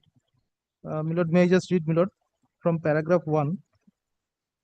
My lord, Nipendranath Banerjee is, my lord, my client, and Draupadi Gupta, my lord, their client. That the plaintiff is the owner, my lord. Paragraph 1, my lord, may I just read, my lord? yes, That the plaintiff is the owner of the suit premises described in Schedule A below, along with some other rooms in different floors on the western side of premises number 52 by B, Girish Mukherjee Road, under Police Station Bhavanipur, District South Chobbish Pargana, Calcutta 25. That the premises in suit was let out to the defendant for her residence, but she has transferred possession of the same to one R.K. Gupta, who is in actual possession of the suit premises, and the defendant is living in a separate house named as Raj Hangsho at 1A by 6 Hastings Park Road under PS Alipur, District 24 Parganas. So, my lord, this is, my lord, the subletting allegation, my lord, we have made. Now, my lord, regarding defaulter, paragraph 3 is, my lord, that the defendant also failed, neglected, and defaulted in making payment of rents from the month of October 1980 for more than 2 months within a period of 12 months. Then, my lord, the notice to quit, my lord, at paragraph 4, that in the premises aforesaid, the plaintiff issued a notice to quit upon the defendant through his learned advocate, Mr. S.K. Ghotok, determining the tenancy of the defendant with the expiry of the month of October 1981, and the said notice to quit was served to the defendant at her aforesaid 2 addresses by registered post with acknowledgement due, and they were both accepted by the defendant. That a true copy of the notice to quit together with Milord so and so are filed herewith. Then lordship kindly sees the valuation statement as it is, Milord, on the basis of 12 months rent, it was there. Now, lordship kindly considers, Milord, the prior portion at paragraph 8, decree for ejectment against defendant in respect of suit premises by evicting the defendant therefrom, and, Milord, the area of rent, Milord, for 13 months we have claimed. Now, lordship may kindly skip over to page 4, Milord, the schedule of the premises, Milord. The suit premises is, Milord, whole of second floor, consisting of 3 bedrooms, 1 kitchen in the southern side, 1 veranda in the north side, 1 veranda extending north to south, 2 bathrooms, staircase rooms in 3rd floor. So this is, Milord, the suit premises. So, Milord, the initial suit was filed on 2 grounds, Milord. One is, Milord, subletting, one is defaulter.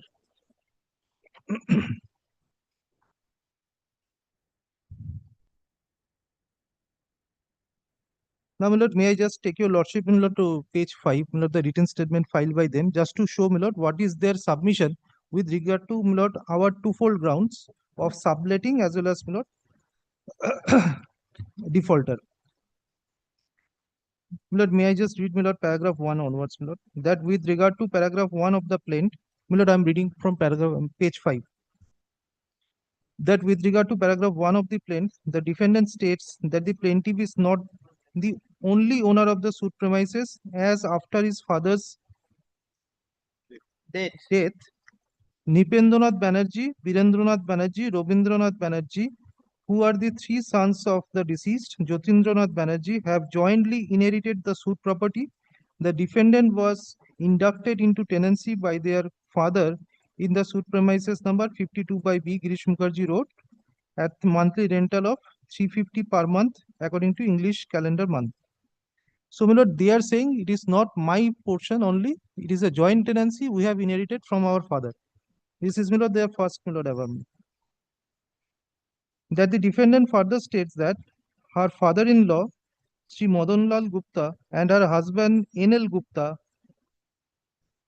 and of the are business people, are of business people, and at the same time induction of the plaintiff's father Jyotindra Mukherjee, since deceased, granted rent bills in the name of the defendant. The tenancy taken for residence of all persons comprised in the family of Sri Madanlal Gupta, who are Sri Madanlal Gupta, his family, his son's family, and others who are members of the said family, and the rents of the premises are being paid out of the business income of all such persons, representing them, representing whom the tenancy being held in the name of the defendant for purpose of residence as well as for the purpose of keeping own books, old books and accounts and such other articles which belong to the defendant and the members of the family, particulars of which have been stated above. So, my lord, in order to counter, my lord, our submission with regard to, my lord, subletting, they are saying, my lord, this is initial purpose was joint family purpose. All of them were residing there. And, my lord, thereafter, my lord, I'll just show, my lord, how, my lord, they have, my lord, tried to develop, my lord, the case by saying that they have an alternate accommodation also. Lord, paragraph 3 says, Lord, that thus that with regard to the paragraph 2 of the plain, the defendant denies that the premises in suit was let out to defendant for her residence, and she denies that she has transferred possession of the same to one R.K. Gupta, and the defendant further denies that the said R.K. Gupta alone is in actual possession of the suit premises. The defendants further stated that with the increase of the family members and family activities, the suit property has become insufficient. The property at number 1/6 Hastings Park Road, PS so and so, has been acquired to make up requirement of the family, but acquisition of the said property is an additional house accommodation for purpose of easing congestion in the suit premises. And the defendant states that by that the defendant's possession has not been transferred of that the defendant is not living in the suit premises. So, my lord, they tried to develop the story that additional accommodations requirement was there. So, my lord, this accommodation. So, my lord, this is an admitted position. An alternate accommodation was there. Yes. Now, my lord, paragraph 4, my lord, that in respect of paragraph 3 of the plaint, the concerns the defendant states that she has not failed, negotiated, and defaulted in making payment of rent from the month of October 1980 for more than 2 months within a period of 12 months. The defendant further states that the application of Section 17(1) of the Act has been filed within 1 month from the date of service of summons upon the defendant, and current rents are being deposited within due date. The defendant has also filed an application under Section 17(2) of the Act and also 17(2)(a), B for deposits of some rents in court, and the same applications are pending. Then, my lord, paragraph 5 is very vital, my lord, that with regard to the paragraph number 4 and 5 of the plaint, the defendant admits, lordship kindly see, my lord, the notice of eviction is an admitted position. Admits service of notice to quit, but denies legality and validity of the notice to quit, and the defendant denies determinations of the tenancy as alleged therein. Then, my lord, so far as, my lord, the rate of rent is concerned, my lord, your lordship need not look into. And this is the sum and substance, my lord. So far as, my lord, the subletting is concerned, their point is, my lord, simple, my lord, that for alternate accommodation and all this, my lord, this was the family requirement. My lord, with regard to the defaulter portion, my lord, they have said, my lord, they are not defaulters, and my lord, the service of notice is an admitted position.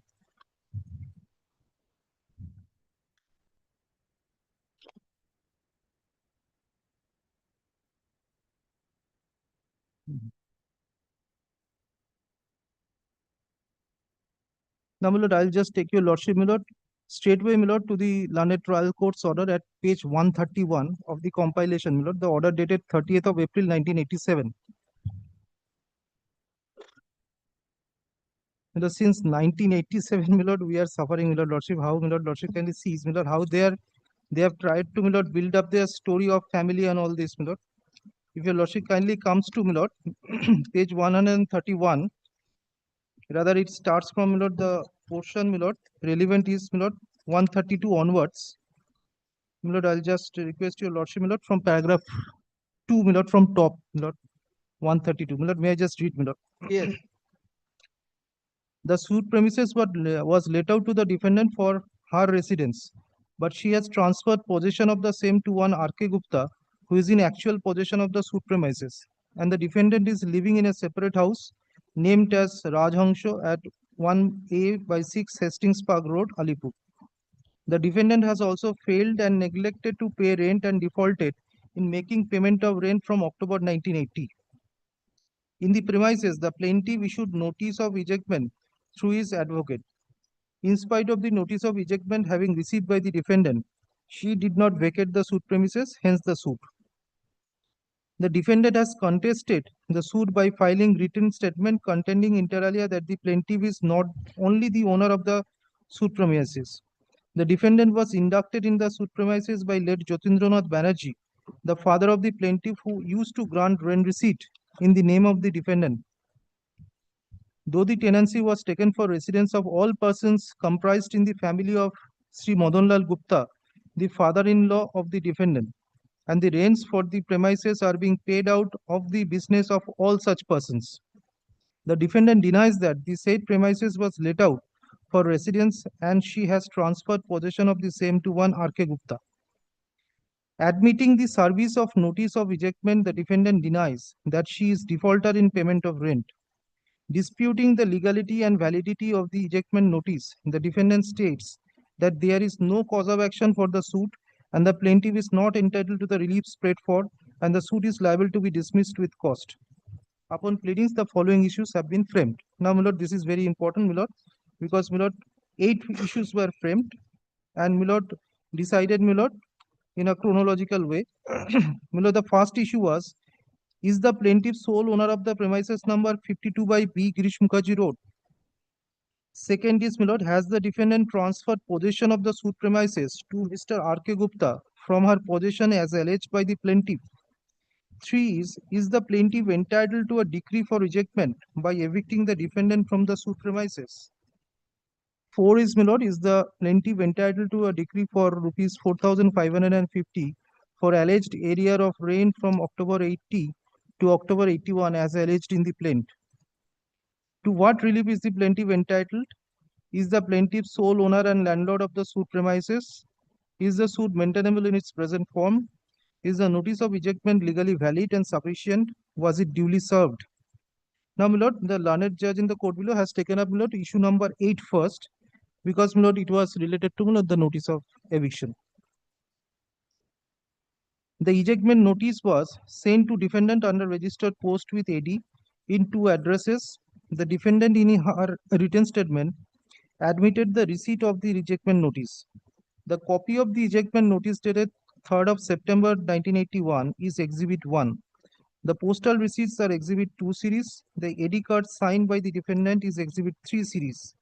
On perusal of the ejectment notice, it is found to contain all the essential elements which constitute a legal, valid and sufficient notice. Therefore, it is held that a legal, valid and sufficient notice was duly served upon the defendant. The issue is answered in favor of the plaintiff. Now, issue number 4, my lord, it has gone against us. Lordship kindly sees this is regarding, my lord, the defaulter, my lord, regarding, my lord, the area rent. Claim of area, Yes. area tenant, My lord. tenancy. The plaintiff claimed a decree for rupees 4,550 for area of rent from October 80 to October 81 on the allegation that the defendant failed and neglected and defaulted in payment of rent since October 1980. But it appears from the record that the application under section 17(2) filed by the defendants was disposed of video order number 47 dated 21st of February 1985 with a finding that the defendant was not defaulter in payment of rent as she had deposited all area rent including the current rent. From the challans on record, it appears that the defendant is going on depositing current rent. The defendant having deposited the area rent for the period as alleged, the plaintiff is not entitled to a decree for rupees 4,550 as alleged. The issue is answered against the plaintiff. Now, my lord, issue number 2 is, my lord, whether, my lord, the defendant has transferred possession of the suit premises to Mr. R.K. Gupta or not, my lord. It is the specific case of the plaintiff that the suit premises was let out to the defendant for a residence, but having transferred possession of the suit premises to Mr. R.K. Gupta, who is in actual possession of the suit premises, the defendant is living in a separate house named as Rajhangsho at 1A by 6 Hastings Road, Calcutta. The defendant, on the other hand, has taken a defense that her father-in-law, Sri Madanlal Gupta, took the tenancy for residence of all persons comprised in his family, and the rents of the premises are being paid out of the business income of all such persons, representing whom the tenancy being held in the name of the defendant, and the rent receipts were also issued in her name. The defendant, denying the fact of transferring the possession of the suit premises to R.K. Gupta, has stated that with the increase of the family members, the suit property has become insufficient. The property at Hastings Park Road is nothing but an additional accommodation to make up the requirement of the family.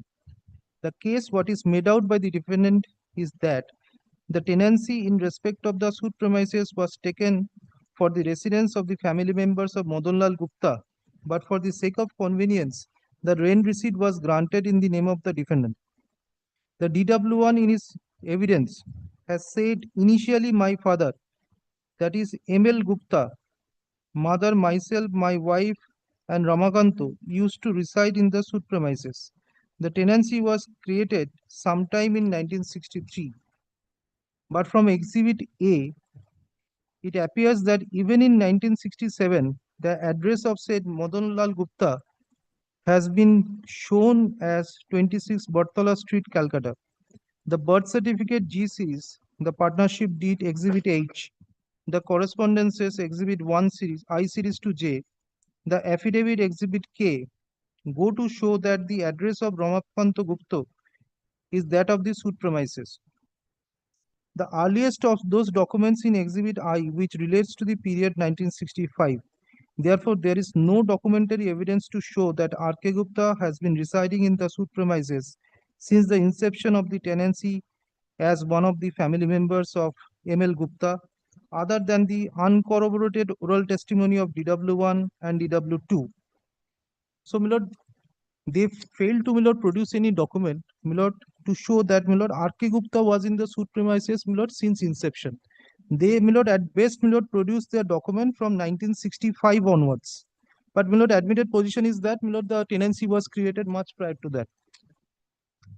So, my lord, court disbelieved, my lord, the uncorroborated oral testimony of DW1 and DW2. Now, admittedly, the rent receipt Exhibit 13 are issued in the name of the defendant. The DW1 in his cross-examination has said, my wife got discharge of liability of payment of rent to Nipen Banerjee. It is true that no person other than a tenant is under obligation to pay rent to the landlord. Therefore, getting discharge of liability of payment of rent by the wife of DW1 necessarily mean that she was the tenant. The defendant, by an affidavit before the rent controller, has claimed and admitted, that is Exhibit L, that she is the tenant. So, my lord, the question of, my lord, discharge of liability, my lord, to pay rent doesn't arise in case, my lord, the tenancy is not surrendered. My lord, that is, my lord, the exact view of the learned court below, and, my lord, that would, my lord, be corroborated, my lord, through Exhibit L, my lord, where, my lord, the affidavit, by way of affidavit before the rent controller, my lord, the defendant admitted that she was the tenant under, my lord, the landlord. This is also supported by the evidence of DW2 when he says in his cross-examination that the tenancy of the suit premises is that of the defendant, that is Draupadi Gupta. Having regard to the both oral and documentary evidence on record, there is no doubt that the defendant is the tenant in respect of the suit premises. The DW1 in his cross-examination has admitted that he purchased a flat at Hastings Park in 1975 and has at once shifted there, and at present he has been living there with his wife, that is the defendant. On the other hand, the said R.K. Gupta, who deposed as DW2, in his cross-examination has admitted, I, along with my family, reside in the suit premises. Therefore, from the evidence of DW1 and DW2, it is clear that the defendant, along with her husband and children, is residing at Hastings Park flat, and Ramakanta Gupta is residing in the suit premises with his family, including his mother. Even for the sake of argument, it is noticed that the tenancy in respect of the suit premises was taken for the residence of the members of the family of Madanlal Gupta. Yet the having regarding to the present structure of the family, it cannot be accepted that the jointness of the family still exists. No matter R.K. Gupta has been residing in the suit premises, no matter he got married during his stay in the suit premises, but the matter for consideration before us is whether the jointness of the family still exists. The answer is obviously no. Mere casual, occasional visit by either of them to the suit premises or to the flat at Hastings Park does not necessarily mean that the jointness of the family still exists. What appears from the materials on record is that the nucleus of the jointness of family of M.L. Gupta is no longer in existence. So, my lord, the concept of, my lord, extending family and, my lord, all this, my lord, in the written statement, averment in the written statement has been disbelieved by the court, stating that, my lord, the jointness of family was no longer there, since, my lord, there is an admission by the DW2 that, my lord, he was residing with his family at the, my lord, premises in question. Yes. Then, my lord, admittedly,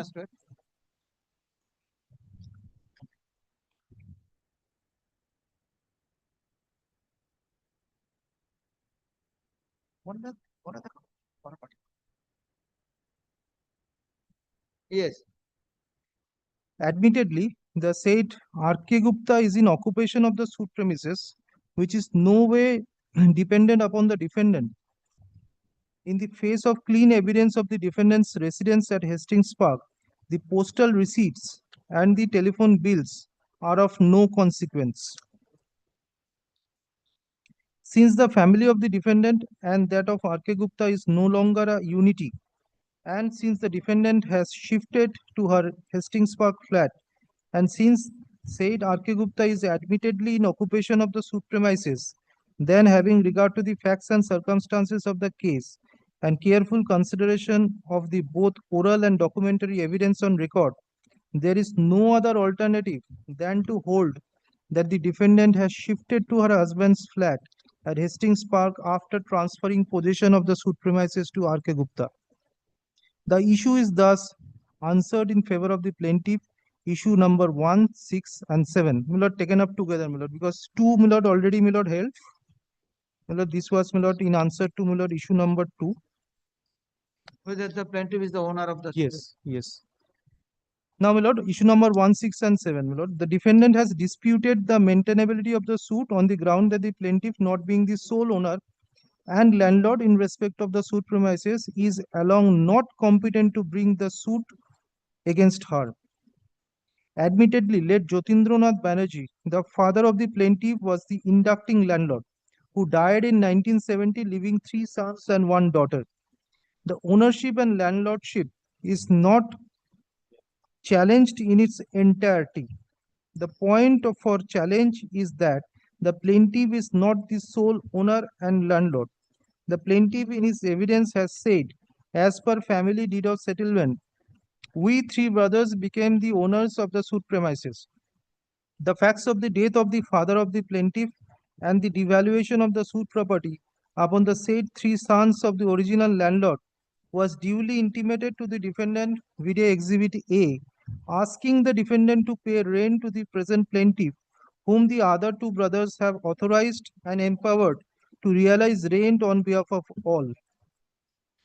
The defendant did not raise any objection to it and had accordingly paid rent to the present plaintiff. From the evidence of DW1, it appears that even in the event of refusal to accept rent by the present plaintiff, the defendant did not contact with the other 2 brothers for the purpose of making payment of rent. On the other hand, even subsequent to the service of ejectment notice, the defendant made an affidavit before the rent controller Exhibit L, wherein she has clearly and in unambiguous terms has described and admitted the present plaintiff to be to the landlord. Maybe the present plaintiff is not the sole owner of the suit property, but being authorized and empowered by other co-heirs, the present plaintiff acted as the sole landlord, which fact has been accepted by the defendant for a considerable period of time without any protest or challenge. Therefore, the original landlord who let out the suit premises, having died and his heirs having succeeded to his estate, one co-heir to whom rent has been paid and who received it on behalf of the estate, that is, other co-heirs, must be the landlord in respect of the suit premises, that is, the present plaintiff, is the landlord of the defendant in respect of the suit premises, and there is nothing which disentitles him from bringing suit for eviction against the defendant stroke tenant. In the facts and circumstances of the case, it is held that the present plaintiff is quite competent to bring the present suit, and there is nothing on record which renders the suit to be not maintainable. The issues are thus disposed of accordingly. Now, my lord, issue number 3 and 5, whether the suit, my lord, 3 and 5 was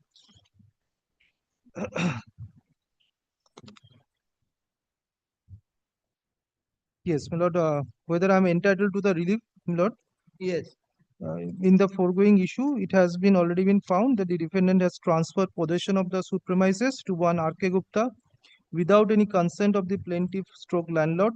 In view of the finding in the foregoing issues, the plaintiff is entitled to get a decree for eviction against the defendant. The plaintiff is also entitled to win profits. Then, my lord, ordered, my lord, decreed on contest and decree for recovery of first possession of the suit premises against the defendant. So, my lord, this was, my lord, the sum and substance of the judgment, my lord. My lord, I will take your lordship, my lord, then, my lord, to the appellate court's, learned appellate court's order, my lord, affirming, my lord, the judgment and decree. My lord, it starts from page 152. Judgment and order dated, my lord, 31st of August 1988, passed by the learned additional district judge at Alipur, my lord, second court. If your lordship kindly comes to page 153 onwards, my lord, the second paragraph onwards, my lord, may I just read, my lord. The present appeal has been preferred against the judgment and decree passed by Sri So-and-so, Learned Munsi, 4th Court at Alipur, in title suit number 354 of 1981. The background leading to the filing of the appeal may be briefly stated as follows. Respondent plaintiff filed title suit number 354 of 1981 in the 4th Court of Munsip at Alipur against the appellant stroke defendant for her eviction from the suit premises as described in the schedule of the plaintiff, on the ground that the said defendant has defaulted in payment of rent and that she had sublet the suit premises to other person. Plaintiff's case before the lower court was that the defendant was inducted as a tenant in respect of the suit premises at 52 by B, Girish Mukherjee Road, Calcutta 25. She is now living with her husband and children in a separate house at Rajhangsho at 1A by 6 Hastings Park Road, Alipur. The defendant is reported to have let out the suit premises to one R.K. Gupta. The tenancy was determined by the plaintiff by serving a notice upon the defendant.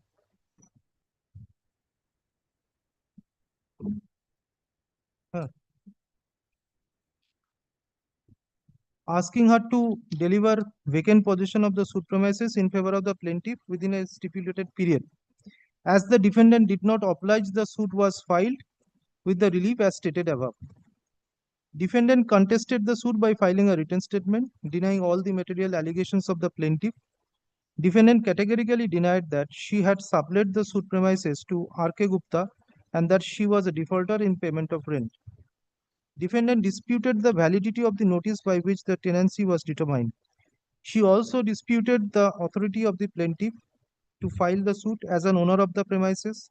She claimed that plaintiff alone was not the sole owner of the suit premises and that without bringing the other owners on record, the suit was not maintainable.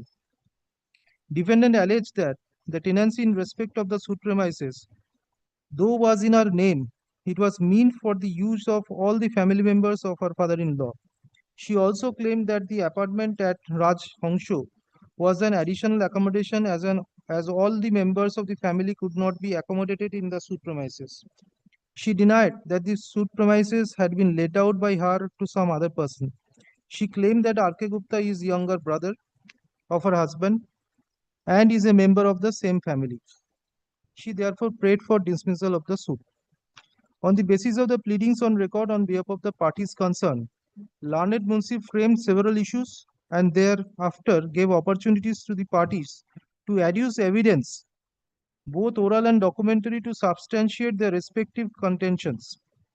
After examining all the materials, including the evidence of the parties on record before the Learned Munshi, he was pleased to hold that the defendant was responsible for subletting the premises to R.K. Gupta, and therefore he was to be evicted from the suit premises. He accordingly decreed the suit in favor of the plaintiff. Being agreed at the and dissatisfied with the aforesaid findings of the Learned Munshi, the present appeal has been preferred on grounds inter alia that the Learned Munshi could not appreciate the legal and factual aspects of the case properly, and that he failed to assess the evidence on record in the proper perspective, and that he ought not to have held that the suit premises had been sublet by the defendant to R.K. Gupta, and that the Learned Munshi was unjustified in holding that the premises was not let out originally to the father-in-law of the defendant. It has also been alleged in the memo of appeal that the Learned Munshi ought to have held that the defendant acquired an additional accommodation at Rajangshu. An acquisition of such an accommodation cannot be interpreted as subletting the suit premises to R.K. Gupta as alleged by the plaintiff. The respondent defendant therefore prayed for setting aside the order decreed by the Learned Munshi. Now, my lord, decisions with reasons. The only point that warrants my finding in this appeal is whether the Learned Munshi was justified in decreeing the suit in favor of the plaintiff. The suit was decreed on the ground that the suit premises had been sublet by the defendant to R.K. Gupta, her brother-in-law, whereas it was sought to be established on behalf of the defendant that the suit premises had been taken on rent for the residence of all the family members of the father-in-law of the defendant. Plaintiff categorically assessed that the defendant herself was the tenant in respect of the suit premises. It was also claimed on behalf of the defendant that the accommodation at Rajhangshu was an additional accommodation which had to be acquired, as the suit premises was not sufficient to accommodate all the members of the family, and therefore acquisition of such an accommodation cannot be said or interpreted as an act of subletting the suit premises to R.K. Gupta. It was sought to be established that R.K. Gupta was a member of the family of the defendant, and that he had been residing in the suit premises from the very beginning, and therefore there was nothing wrong for him to reside in the suit premises with others. As regards the authority of the plaintiff to file suit, it is on record that the plaintiff and his two brothers acquired interest in the suit premises by way of family arrangement. The defendant admitted that she had been paying rent to the plaintiff all along. In fact, in the affidavit filed before the rent controller, plaintiff was described as the owner of the suit premises. The defendant therefore cannot dispute the claim of the plaintiff to file a suit for her eviction as the owner of the suit premises. It was argued before me that no specific evidence on the point of subletting could be made available by the plaintiff before the court. A question of subletting is usually interpreted from the facts and circumstances associated with such subletting. The attempt of the defendant to establish that the tenancy was for all the family members of her father-in-law did not succeed.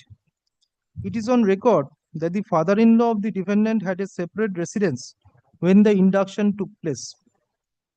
In fact, R.K. Gupta who was examined as defendant number 2, categorically stated that the defendant was inducted as a tenant in the suit premises. Moreover, it is also on record that R.K. Gupta was not with the family of the defendant when her induction took place as a tenant in the suit premises.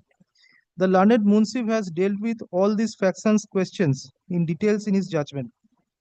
The attempt of the defendant to establish that the rent for the tenancy was used to be paid from the joint family business also did not succeed.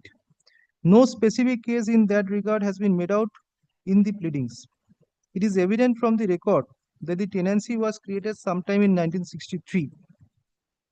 The assertion of DW1 that his father Madanlal Gupta and other members of the family had been residing in the premises from the very beginning does not find support from the document made available on behalf of the defendant in this case. The partnership document marked Exhibit H indicates that even in 1967, the address of the said Madanlal Gupta was shown as 26 Bortala Street. A series of documents had been made available before the lower court to sustain the contention of the defendant that R.K. Gupta had been staying in the suit premises all along.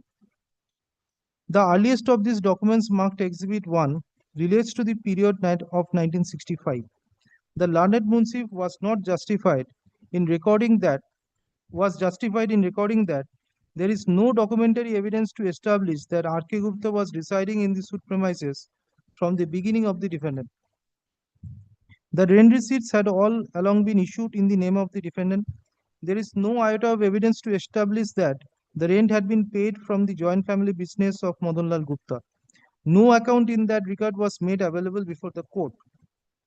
On the contrary, as I have already recorded above, the defendant had been described as the tenant in the affidavit filed before the rent controller. Defendant sought to make another case to the effect that she was residing at times in the suit premises. The evidence on record, however, does not sustain her contention. As a matter of fact, the defendant herself never came before the court. No satisfactory explanation was given for failure of the defendant to get herself examined in support of her case. Her husband DW1 has admitted in his cross-examination that he purchased a flat at Hastings Park in 1975 and that he shifted there and has since been living there with the members of the family, including the defendant. DW2 R.K. Gupta has categorically admitted that he, along with the members of the family, had been residing in the suit premises. The evidence on record, therefore, does not support the contention of the defendant that she resides at times in the suit premises. There are unimpeachable documents to sustain the contention of the plaintiff that the suit premises has been placed at the disposal of the PW2. The defendant did not give any consent to such arrangement made by the defendant. The arrangement made by the defendant enabling DW2 to reside in the suit premises amounts to subletting, and the learned Munsif was justified in decreeing the suit. In these circumstances, I do not find any reason to interfere with the finding of the learned Munsif. The appeal fails. Memo of appeal appears to be sufficiently stamped. Then, my lord, ordered appeal be dismissed, and my lord, the judgment and decree was affirmed. Now, my lord, your lordship will, my lord, find, my lord, from the concurrent, my lord, findings that, my lord, they tried to establish a third case, my lord, that the defendant, my lord, was off and on, my lord, was coming and going, my lord, to the premises. But, my lord, surprisingly, my lord, the most interesting fact is that, my lord, the defendant, my lord, the tenant, didn't come, my lord, before the court to depose. My lord, it is only her husband, my lord, who came, and my lord has admitted that my lord, there is a separate, my lord, flat, my lord, at Hastings Parks in 1975. My lord, he purchased that flat, and my lord, he, my lord, adduced evidence on her behalf. My lord, this, my lord, fact at all, my lord, whether, my lord, she was, my lord, in the premises or not, or whether, my lord, she was shifted to that premises or not, my lord, has to have, my lord, an corroborating evidence, my lord. It should, my lord, come from, my lord, the defendant herself. My lord, she didn't came. She didn't come, my lord, on her behalf, my lord, the husband, my lord, came and, my lord, deposed. My lord, this is, my lord, fact, my lord, which has also, my lord, finds place, my lord, in the, my lord, judgment of the learned appellate court. Now, lordship kindly considers, my lord, the deposition, my lord. I'll just take your lordship to the deposition, my lord, from which, my lord, the learned judge in both the courts below, my lord, has come to a specific finding that, my lord, there was an admission with regard to, my lord, surrender of tenancy. There was an admission, my lord, with regard to, my lord, the notice of eviction, and, my lord, there was an admission with regard to, my lord, the date of, my lord, induction of Mr. R.K. Gupta in the premises.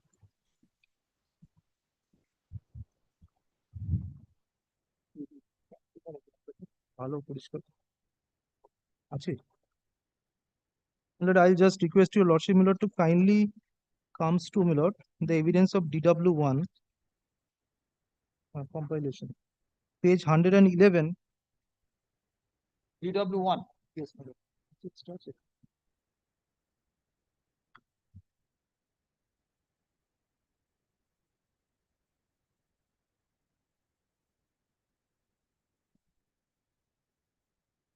My lord, I have, my lord, for the purpose of, my lord, better understanding, my lord, I have got a typed copy of this, my lord, because it may not be, my lord, very legible, my lord, from here. Yes.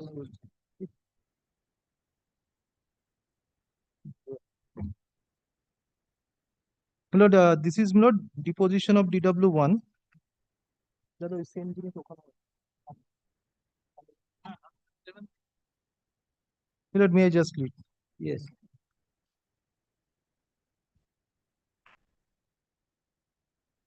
এটা মিলছে দাদা মিলছে নরসিংহ থেকে মিলছে Yes. My lord, my name is Narasingholal Gupta, son of so-and-so, aged about so-and-so. I reside at 52 by B, Girish Mukherjee Road and 6 Hastings Park Road, Calcutta 27. The defendant is the wife of, it should be is my wife, Yes. Proceed. is my wife. না না এখানে দাদা একটু ভুল আছে Lord, kindly excuse me, my lord, because the typographical, my lord, error, my lord, may occur, my lord, here.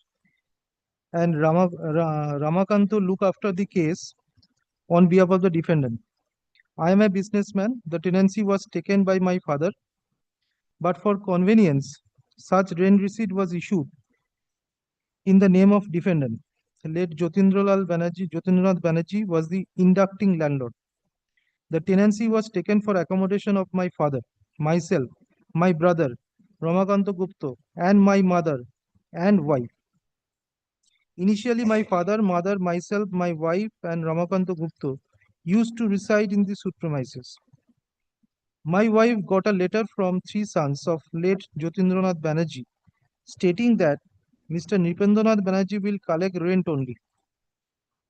By Exhibit A, it was informed that 3 brothers of Nipendranath Banerjee are the owners of the suit premises. The plaintiff is not only the landlord, the plaintiff alone is not entitled to file the suit, not a fact that the defendant has vacated the suit premises after subletting it to R.K. Gupta, that is Ramakanto Gupta, who is my only younger brother. Since 1963, Ramakanto has been residing there. He got married in 1966 in the suit house. He has got 2 sons and 1 daughter who were born in the address of the suit premises. There is the deed of gift, Exhibit D, postal receipt, Exhibit E. There are receipts in respect of the connection with the house, Exhibit F series. These are birth certificates, G series, the deed of partnership, H. This is an affidavit swear by my father. It bears the signature of my father. I know his signature is marked Exhibit K. Ramakanto is residing here as family members. I, along the defendant, resided at 52B Girish Mukherjee Road and are occasionally Alipur at number 6 Hastings Park Row. Ramakanto resides in the suit premises and occasionally at Alipur. My mother is alone. She resides in the suit premises. Not a fact. The defendant has shifted after subletting the suit premises. Not a fact. The defendant is defaulter since October 1980. The rent was deposited with the rent controller office in the name of 3 brothers of plaintiff. We are also depositing rent in court. The plaintiff is not entitled to the reliefs claimed. Let the suit be dismissed. Now, my lord, the cross-examination is, my lord, I have purchased a flat in 1975 at 6 Hastings Park Row and at once shifted there. So, my lord, the purchase of flat is an admitted position which occurred, my lord, in 1975. Now, this is an admission of the, my lord, husband of the, my lord, defendant, my lord, tenant. My wife did not shift to this house. I live at 6 Hastings Park with my wife. My lord, self-contradictory, my lord, statement. One hand he is saying that his wife didn't shift, and then, my lord, they say, my lord, they were living at 6 Hastings Park with wife. There is no permanent address in my flat at 6 Hastings Park. The flat is occupied by persons. We have ration cards. 52B Girish Mukherjee Road is also occupied by persons. They have also ration cards. The ration card will show who occupies which premises. My wife is not at hesitation to produce a ration card. Volunteers, it is not traceable. Lordship kindly marks this, Milord. Milord, so far as Milord the ration card is concerned, Milord, it was volunteered that it is not traceable. Not a fact, my wife, if deliberately withholding the ration card. Not a fact, my wife has sublet the suit premises to R.K. Gupta. Not a fact, my wife shifted to 6 Hastings flat in 1975. If required, she will depose. Milord, she never deposed. And Milord, whether Milord these Milord facts, which has Milord coming from Milord the husband's Milord deposition, it should have been Milord brought by the wife herself. Milord, she didn't depose at all. Milord, he rather says, if required, she will depose. The statement of my wife in para 2 of the exhibit 2 is correct. My wife got discharged of liability of payment of rent to Nipen Banerjee. Before depositing rent with the rent controller, I, on behalf of the defendant, tendered rent with plaintiff. Neither my wife nor myself, on her behalf, tendered rent to 2 other brothers of the plaintiff. So, Milord, this is also an admitted position that, Milord, the rent was tendered and it was collected on my client's behalf, Milord, on behalf of the other 2 brothers. This is also, Milord, corroborated from his evidence. Not a fact, my wife tendered with landlord Nipen Banerjee. Volunteers, she tendered rent to Nipen Banerjee as the representative of the landlords. The statement of my wife in para 4 in exhibit K is correct. Not a fact, the plaintiff was co-sharer only and sole landlord where he issued notice under section 13(6). My wife is depositing rent in the name of plaintiff in court. We did not contact with the other brothers of the plaintiff after he has refused to accept rent. So, Milord, this is also, Milord, finding of the learned judge in both the courts below. That, Milord, had it been a case that I am not a landlord, Milord, they could have, Milord, deposited the rent before the other landlords, Milord, my 2 brothers. They didn't approach at all. Milord, this is also, Milord, corroborating, Milord, from their evidence. The defendant is liable or supposed to pay rent in respect of the suit premises. Not a fact that the statement my father took the tenancy in the name of defendant is not correct. Not a fact R.K. Gupta is not a family member of the defendant. Not a fact my wife sublet the suit premises. Not a fact she has shifted from suit premises. Not a fact the defendant is defaulted in making payment of rent. So, Milord, this is, Milord, the deposition of, Milord, DW1, including, Milord, his cross-examination. There was. Now, Milord, I'll just request your Lordship, Milord, to kindly come to, Milord, the deposition of DW2. Although it is not very legible, Milord, page 116, Milord, I'll just hand it over, Milord, a copy of type copy, Milord, of the deposition.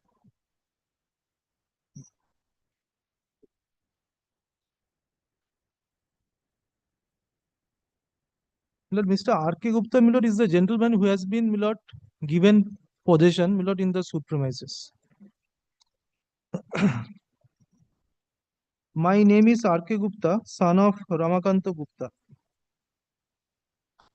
My age is 43 years. Milord, he is the brother-in-law. I reside at 52B Girish Mukherjee Road, Calcutta. The defendant is the wife of my elder brother. I reside at 52B Girish Mukherjee Road since 1963.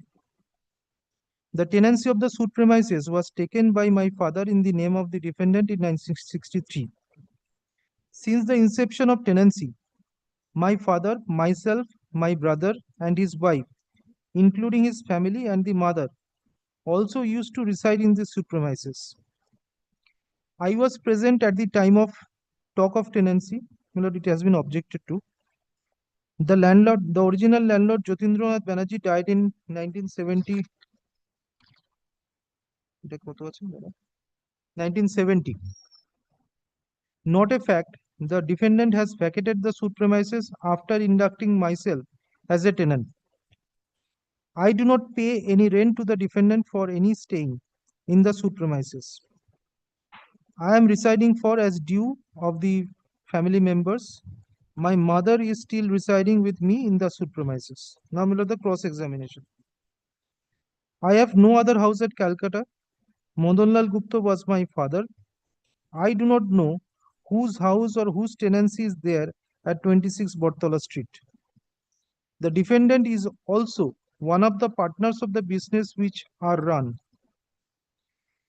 The tenancy of the suit premises is not of the partnership firm. The tenancy of the suit premises is that of the defendant, Draupadi Gupta.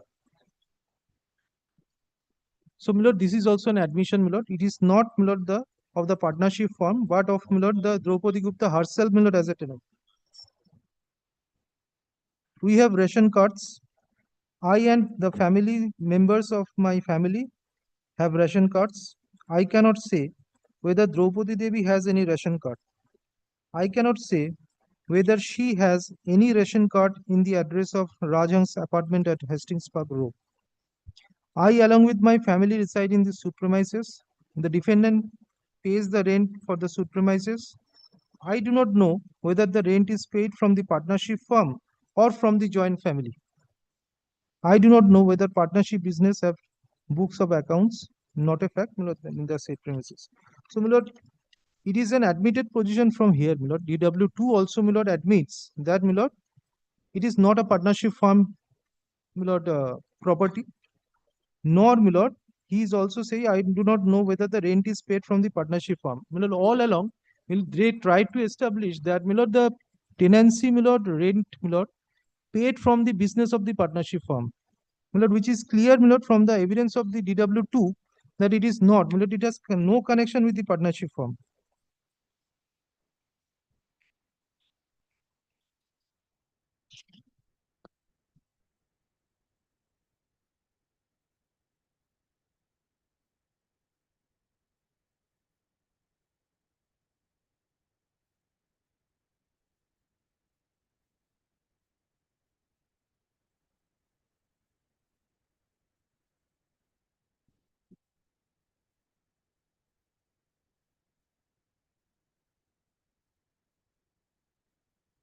Now, my lord, I'll just request your lordship, my lord, to, my lord, come to, my lord, their application, my lord. I'll just try to show, my lord, what they are trying to, my lord, bring before this court, my lord, as an additional evidence. And then, my lord, I'll just, my lord, come back, my lord, to again, my lord, to the deposition of PW1 and, my lord. Lordship may kindly have a look to, my lord, their application at page. কত আছে দাদা পেজটা 116 টা হচ্ছে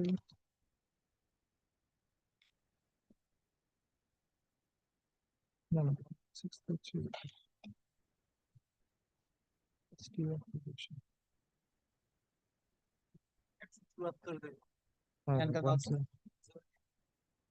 Hello, it is in the compilation, my lord. Page 174. Compilation is there. My Okay, okay.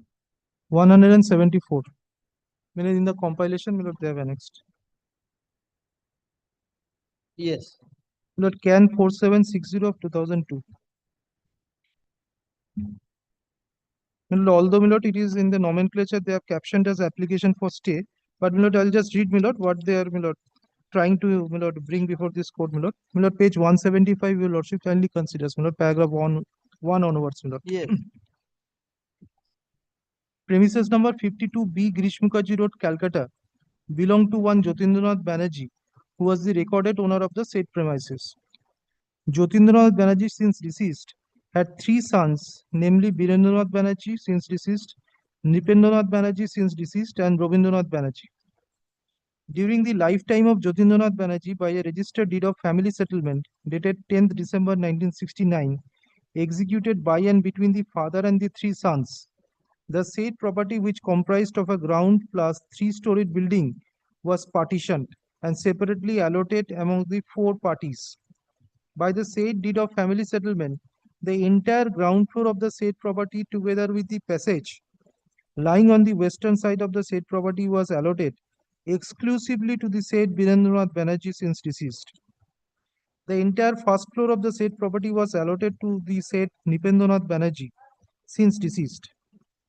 However, it was declared that the said Jyotindranath Banerjee during his lifetime shall have right to reside in 2 rooms on the first floor of the suit property. And after his demise, the said Nipendranath Banerjee, since deceased, shall be the absolute owner of the entire first floor of the said premises, Yes. including the said 2 rooms. By the said deed of family settlement, the entire second floor of the said property was allotted to the Rabindranath Banerjee. By the said deed of family settlement, the said Rabindranath Banerjee was allotted 2 rooms on the third floor, together with the bathrooms, etc., lying on the southern portion of the third floor. And the said Nipendranath Banerjee and Rabindranath Banerjee were jointly allotted the 4-room flat with 2 bathrooms and kitchens lying on the northern side of the third floor of the premises property. The said deed of family settlement was not known to your petitioner till such time as stated hereinafter. Your petitioner, as all material times, was the tenant of the entire second floor of the said premises, hereinafter referred to as the said flat, since the year 1963. Well, it is here stated entire second floor of the said premises, petitioner at all material times was the tenant. Now, Lordship kindly considers this with my lord the suit premises my lord described in the plaint.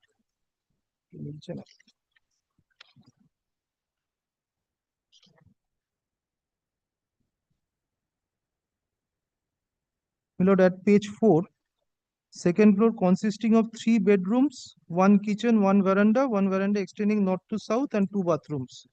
My lord, this is the suit premises, my lord, in Yes. second floor.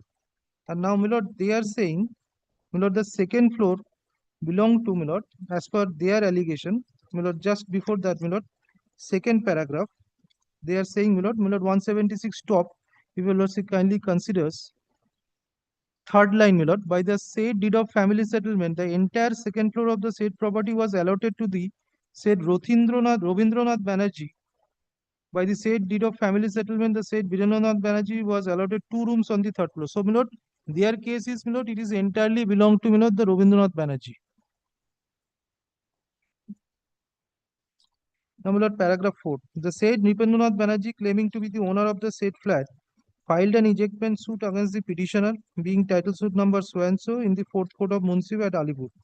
In the said suit, your petitioner was not aware of the family settlement and exclusive ownership of Rabindranath Banerjee in respect of the said flat.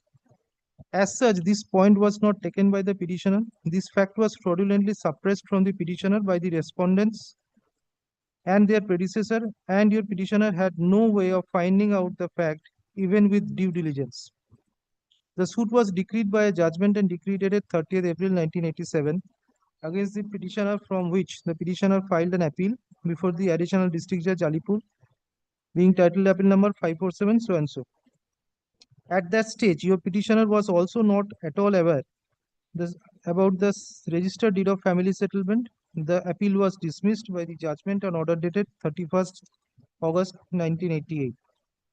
The petitioner thereafter filed the present second appeal on 3rd of February 1989, which was admitted by the order dated so and so, a copy of whereof is annexed hereto and marked as letter A. By the said order, the appeal was directed to be heard on the ground of ground number 1 and 5 of the memo of appeal, 1 and 5 quoted thereafter. Then paragraph 7, even though the tenancy was in the name of petitioner, the tenancy was meant for the user of all family members of the petitioner's father-in-law, late Madanlal Gupta.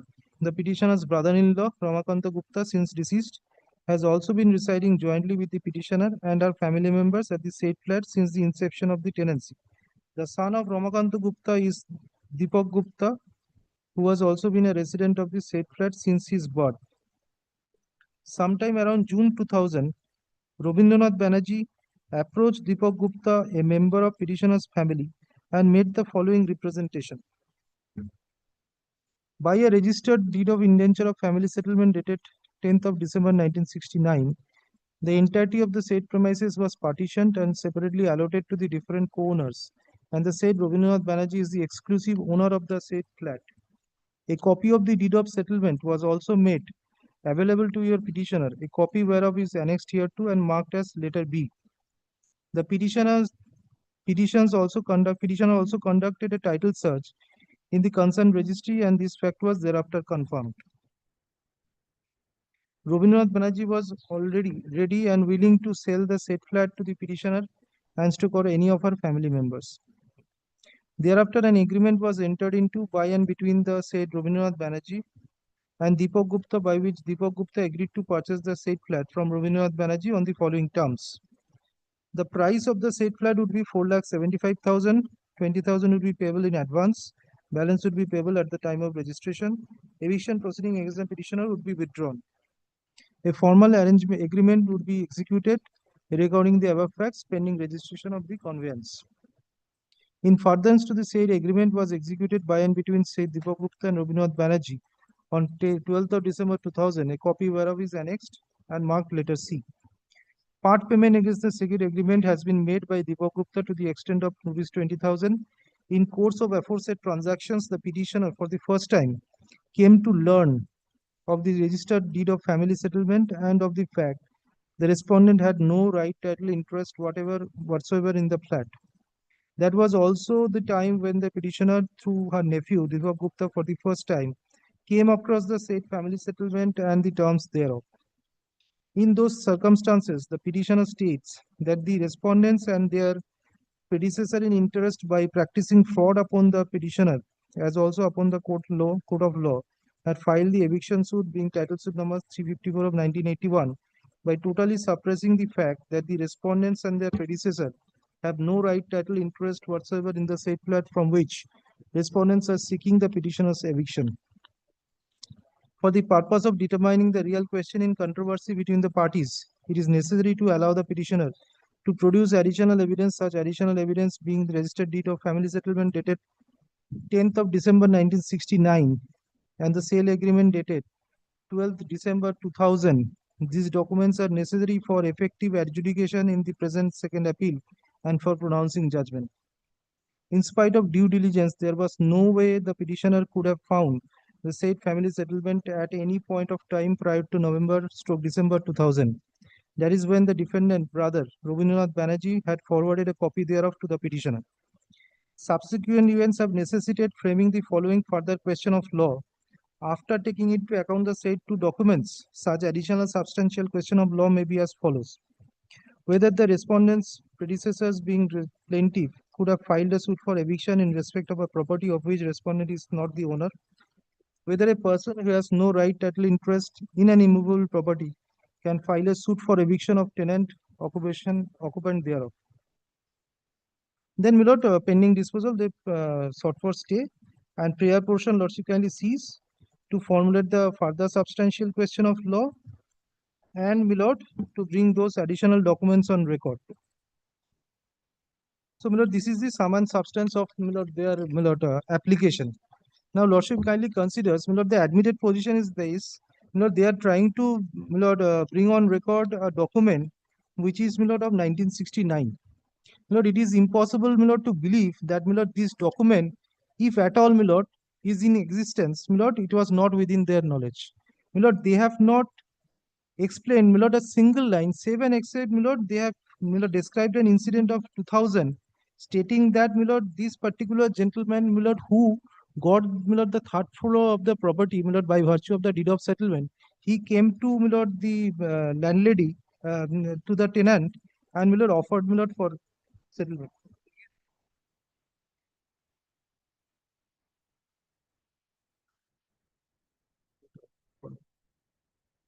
Now, my lord, lordship kindly assumes, my lord, so far as, my lord, the case, my lord, made out in the written statement is that, my lord, nowhere, my lord, it is pleaded that, my lord, only, my lord, one single, my lord, paragraph was there that I am not only the, my lord, owner of the property, there are other two brothers, my lord, who are the owner of the property. Now, lordship kindly visualize, my lord, under the Premises Tenancy Act, my lord, old act, my lord, be that, my lord, that if, my lord, someone is, my lord, collecting rent on behalf of the landlord, he can also institute a suit for eviction. Yes. So it is not that, my lord, I have to be the only sole owner of the property. My lord, this is number one. Number two, lordship kindly considers, my lord, these, my lord, good, bad, indifferent, my lord, these, my lord, facts which they are trying to incorporate in the garb of additional evidence. Has to be in their pleading. As of now, they are pleading only confines to the amendments made in the written statement. Now they are trying to incorporate something which is not in their original pleading. Taking their best case, they could have brought this picture much before prior to filing of prior to passing of the judgment passed by the appellate court even by way of seeking amendment. They have not done so. They trying to incorporate this and to put forth these documents by way of additional evidence only, which cannot be relied on. I'll relying on judgments of Supreme Court also, Honorable Supreme Court. Yes. That unless and until they have brought these by way of amendment of written statement, they cannot rely on these documents, because these are completely different facts which they are trying to rely on. And this is completely going against section 116 of the Evidence Act. They are challenging my title of the property by virtue of this family settlement, which they are trying to rely on.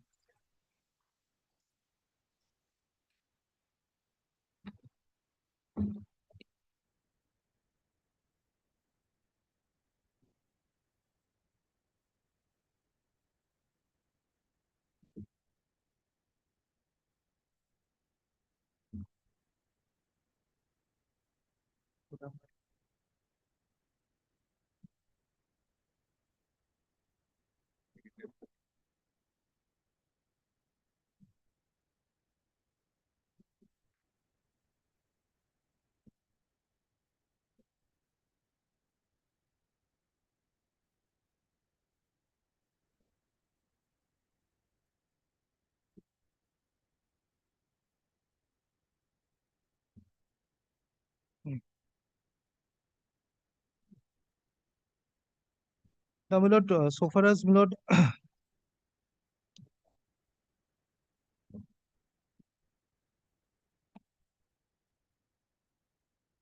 Yes. I'll just show it to your lordship, the eviction notice for once, eviction notice for extra photos. 27.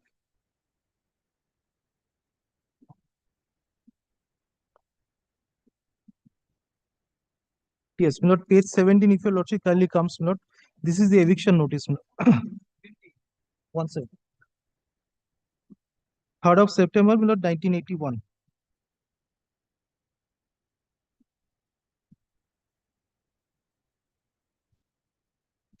It is addressed to Draupadi Gupta, page 17, of the compilation.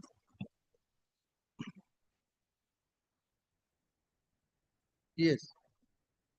Under instructions from your landlord and my client, Sri Nipendranath Banerjee of 52B Grishmukaji Road, Calcutta 25, I write to you as follows.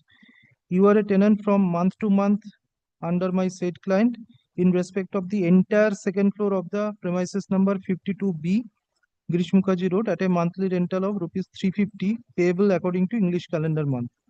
That you have failed, neglected and defaulted in making payment of rent from the month of October 1980 till this day, and further you have transferred possession of the said second floor flat to one Mr. R.K. Gupta, who reside in the said flat with his family and sometimes by his other relations, and this transferring of possession is made without the knowledge and consent of my said client. In the circumstances aforesaid, your tenancy in respect of the second floor flat is determined with the end of the month of October 1981, and the relationship of landlord and tenant subsisting between yourself and the said client shall expire with the end of October 1981 next, and you are requested to give delivery of possession of the said second floor flat to my said client with the expiry of last date of the month of October next, failing which you would be sued in ejectment by my said client without any further reference to you. So, my lord, this is a clear 1 month's notice, and my lord, the grounds have been, my lord, specifically mentioned: defaulter and, my lord, transferring of possession. That is subletting. And, my lord, the acknowledgement cards are also, my lord, they have, my lord, annexed. It is an There is admitted no position. dispute on that point. Yes. There is no dispute. There is no dispute.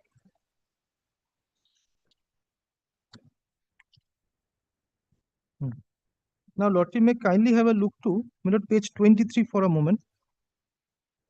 Who has received this notice, Lordship kindly see.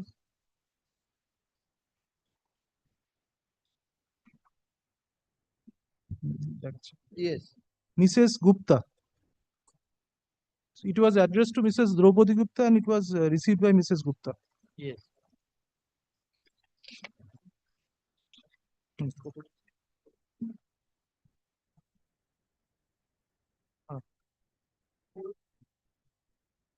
Now, my lord, I'll just request your lordship, to kindly take note of, the signatures of, the defendant.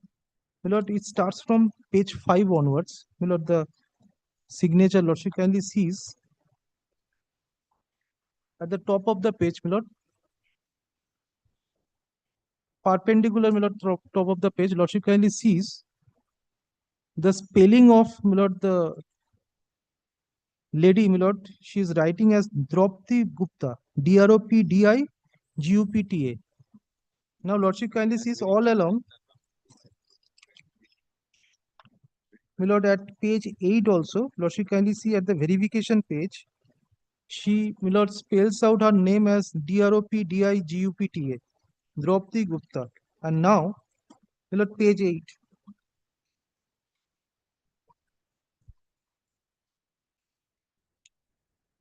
Now, lordship may kindly compare the signature which is appearing at the additional evidence application at page 183.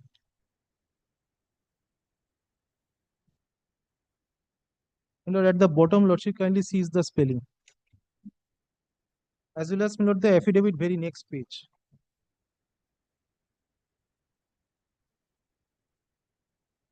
Signature is completely different. The spelling is also completely different.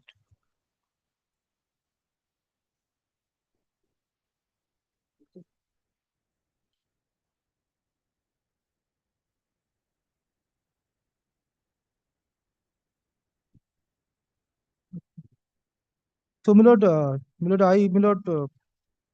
we completely doubt, whether, this is the actual signature of, this lady or not. Although, we have not, used any affidavit in opposition, so far as, the application is concerned, because, your lordship was of the view, if your lordship allows, these additional evidence at this juncture, then, your lordship will definitely grant us liberty to, oppose here. Now, if we, file any opposition, to this, I reserve my right, so far as this signature is concerned. Whether this lady herself has come and, deposed or not, that is questionable. Because, the signature is completely different from that of, the written statement. Even, in the eye of a man of ordinary prudence, can differentiate, the two signatures.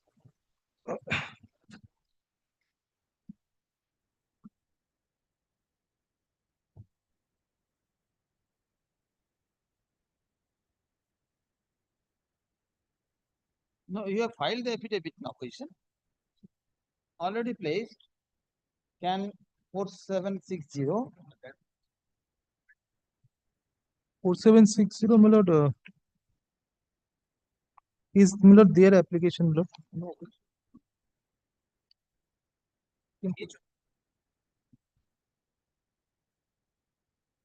I'm not sure, your lordship has got, copy of opposition. Yes. I have the original copy of. I'll just check. Don't have any copy of the affidavit in opposition. No, I'm sorry, they have filed. Yes, you have used the reply. No.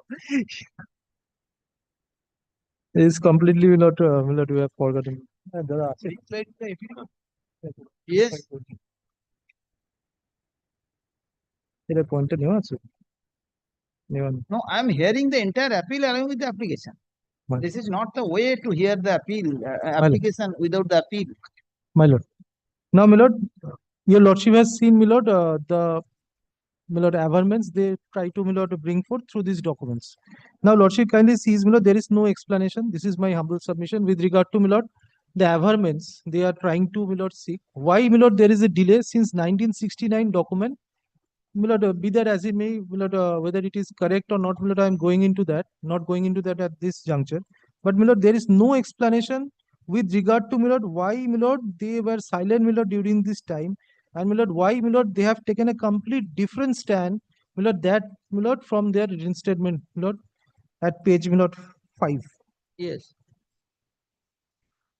So, my humble submission with regard to this, it is completely, non-maintainable with regard to this application, because, order 41, rule 27, if your lordship,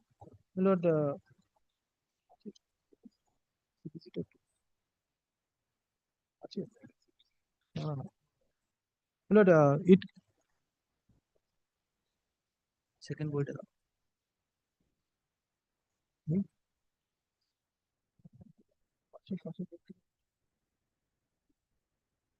Lordship kindly sees, there is a provision of due diligence. Why, these facts could not be brought forth, before the court. It has to Yes. be, Lordship kindly sees the 41 rule 27, the language is.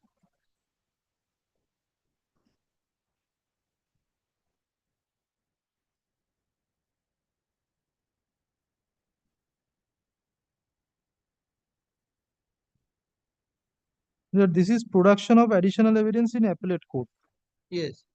May I just read, The parties to an appeal shall not be entitled to produce additional evidence, whether oral or documentary, in the appellate court, but if the court from whose decree the appeal is preferred has refused to admit evidence which ought to have been admitted, or the party seeking to produce additional evidence establishes that, notwithstanding the exercise of due diligence, such evidence was not within his knowledge or could not, after the exercise of due diligence, be produced by him at the time when the decree appealed against was passed.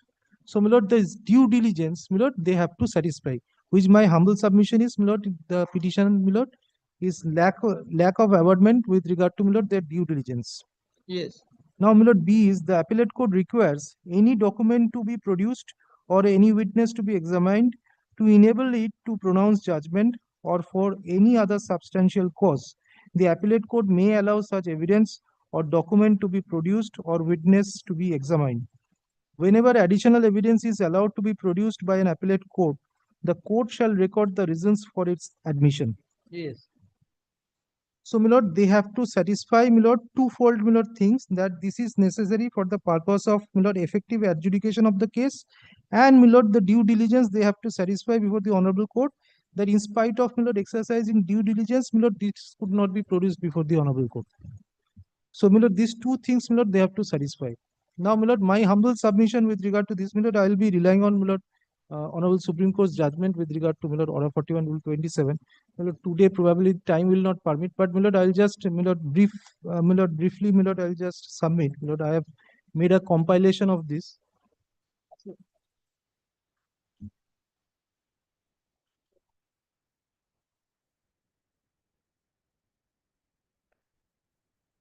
This compilation of judgment, may I just hand over today? I'll, rely on, all these judgments, one by one.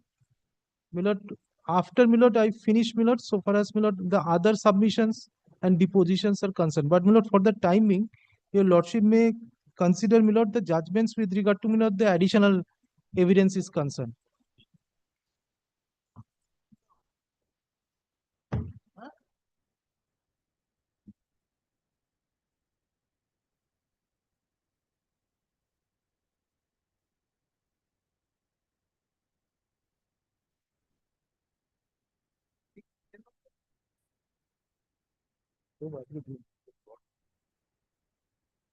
Yes. May kindly consider, two judgments, in support of my contention of, Order 41, Rule 27, documents. How, it can be, brought on record, or, when, court will allow, the party, to produce these documents. If your lordship kindly considers, the index of judgments, I have mentioned, if your lordship kindly considers, serial number 7, that is reported in, 2012 volume 8 SCC, page 148. It is in between Union of India versus Ibrahimuddin and another. Lord, page 56 to 91 is my compilation. Page 148.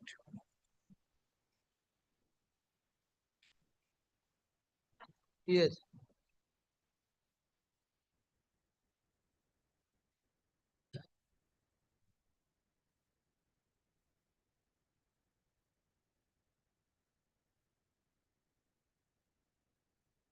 Lord, Lordship may kindly have a look to, Lord. Paragraph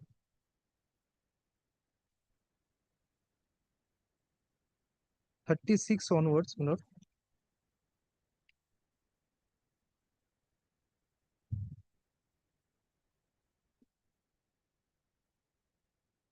At page 75 of my compilation.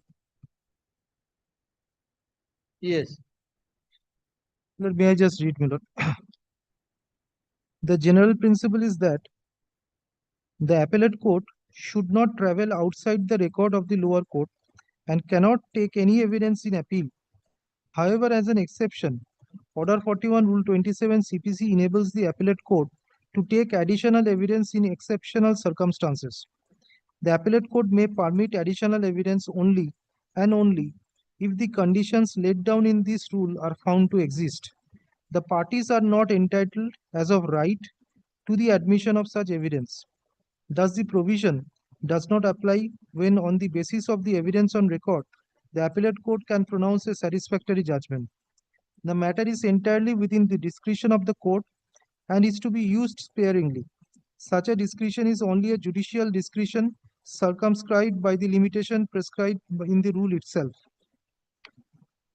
The appellate court should not ordinarily allow new evidence to be adduced in order to enable a party to raise a new point in appeal. Similarly, where a party to whom the onus of proving a certain point lies fails to discharge the onus, is not entitled to fresh opportunity to produce evidence, as the court can in such a case pronounce judgment against him and does not require any additional evidence to enable it to pronounce judgment. Under Order 41 Rule 27 CPC, the appellate court has the power to allow a document to be produced and a witness to be examined. But the requirement of the said court must be limited to those cases where it found it necessary to obtain such evidence for enabling it to pronounce judgment. This provision does not entitle the appellate court to let in fresh evidence at the appellate stage, where even without such evidence it can pronounce judgment in a case. It does not entitle the appellate court to let in fresh evidence. In other words, it is only for removing a lacuna in the evidence that the appellate court is empowered to admit additional evidence. It is not the business of the appellate court to supplement the evidence adduced by one party or the other in the lower court. Hence, in the absence of satisfactory reasons for the non-production of the evidence in the trial court, additional evidence should not be admitted in appeal, as a party guilty of remissness in the lower court is not entitled to the indulgence of being allowed to give further evidence under this rule. So, a party who had ample opportunity to produce certain evidence in the lower court but failed to do so or elected not to do so cannot have it admitted in appeal. The inadvertence of the party or his inability to understand the legal issues involved, or the wrong advice of a pleader, or the negligence of a pleader, or that the party did not realize the importance of a document, does not constitute a substantial cause within the meaning of this rule. The mere fact that certain evidence is important is not in itself a sufficient ground for admitting that evidence in appeal. The words "for any other substantial cause" must be read with the word "requires" in the beginning of the sentence, so that it is only where for any other substantial cause the appellate court requires additional evidence that this rule will apply. For example, when evidence has been taken by the lower court so imperfectly that the appellate court cannot pass a satisfactory judgment. Whenever the appellate court admits additional evidence, it should record its reasons for doing so. It is a statutory provision which operates as a check against a too easy reception of evidence at a later stage of litigation, and the statement of reasons may inspire confidence and disarm objection.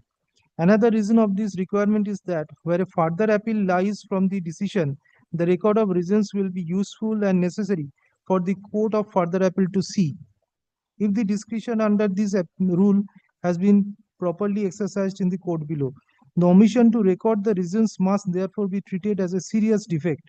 But this provision is only directory and not mandatory, if the reception of such evidence can be justified under these rules.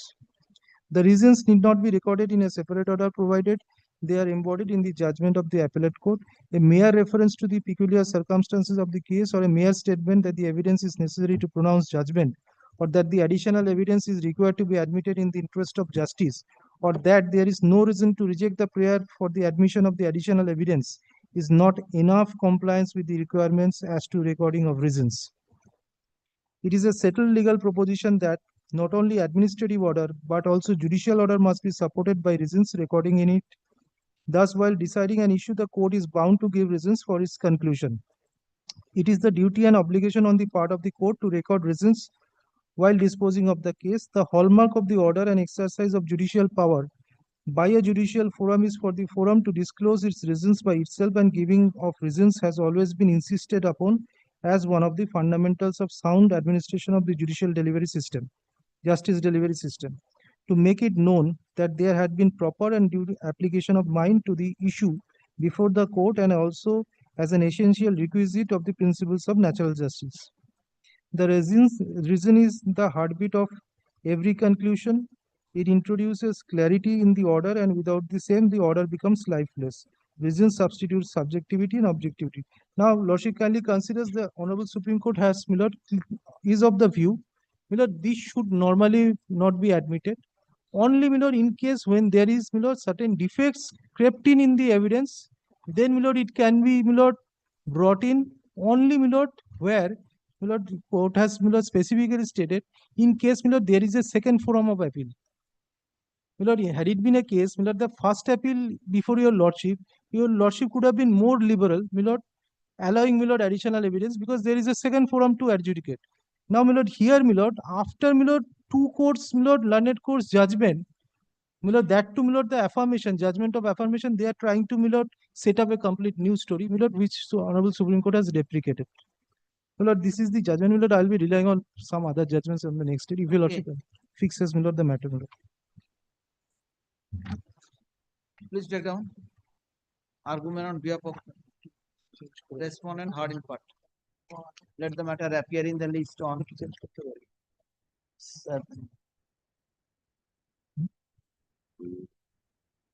12th of August 2025 at 2 p.m. The date 12th of August. 12th, I have some personal, legal, So when maybe you excuse, want, lordship.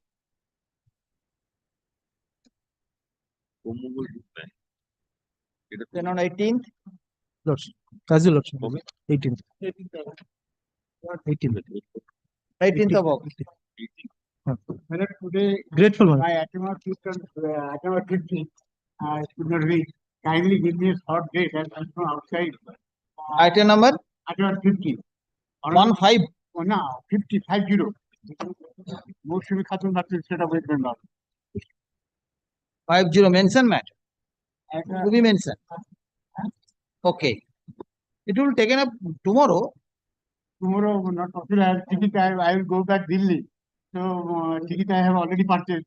First week of next month. August. First week. The Honorable Court directed me to serve the reply of the exhibit in the position. I have already served to both the parties. Please take down. Item number 50. On the prayer of the learned counsel for the petitioner, let the matter appear in the list on 5th of August 2025 under the heading to be mentioned. Top of the list, madam. Keep the line. No, it's not.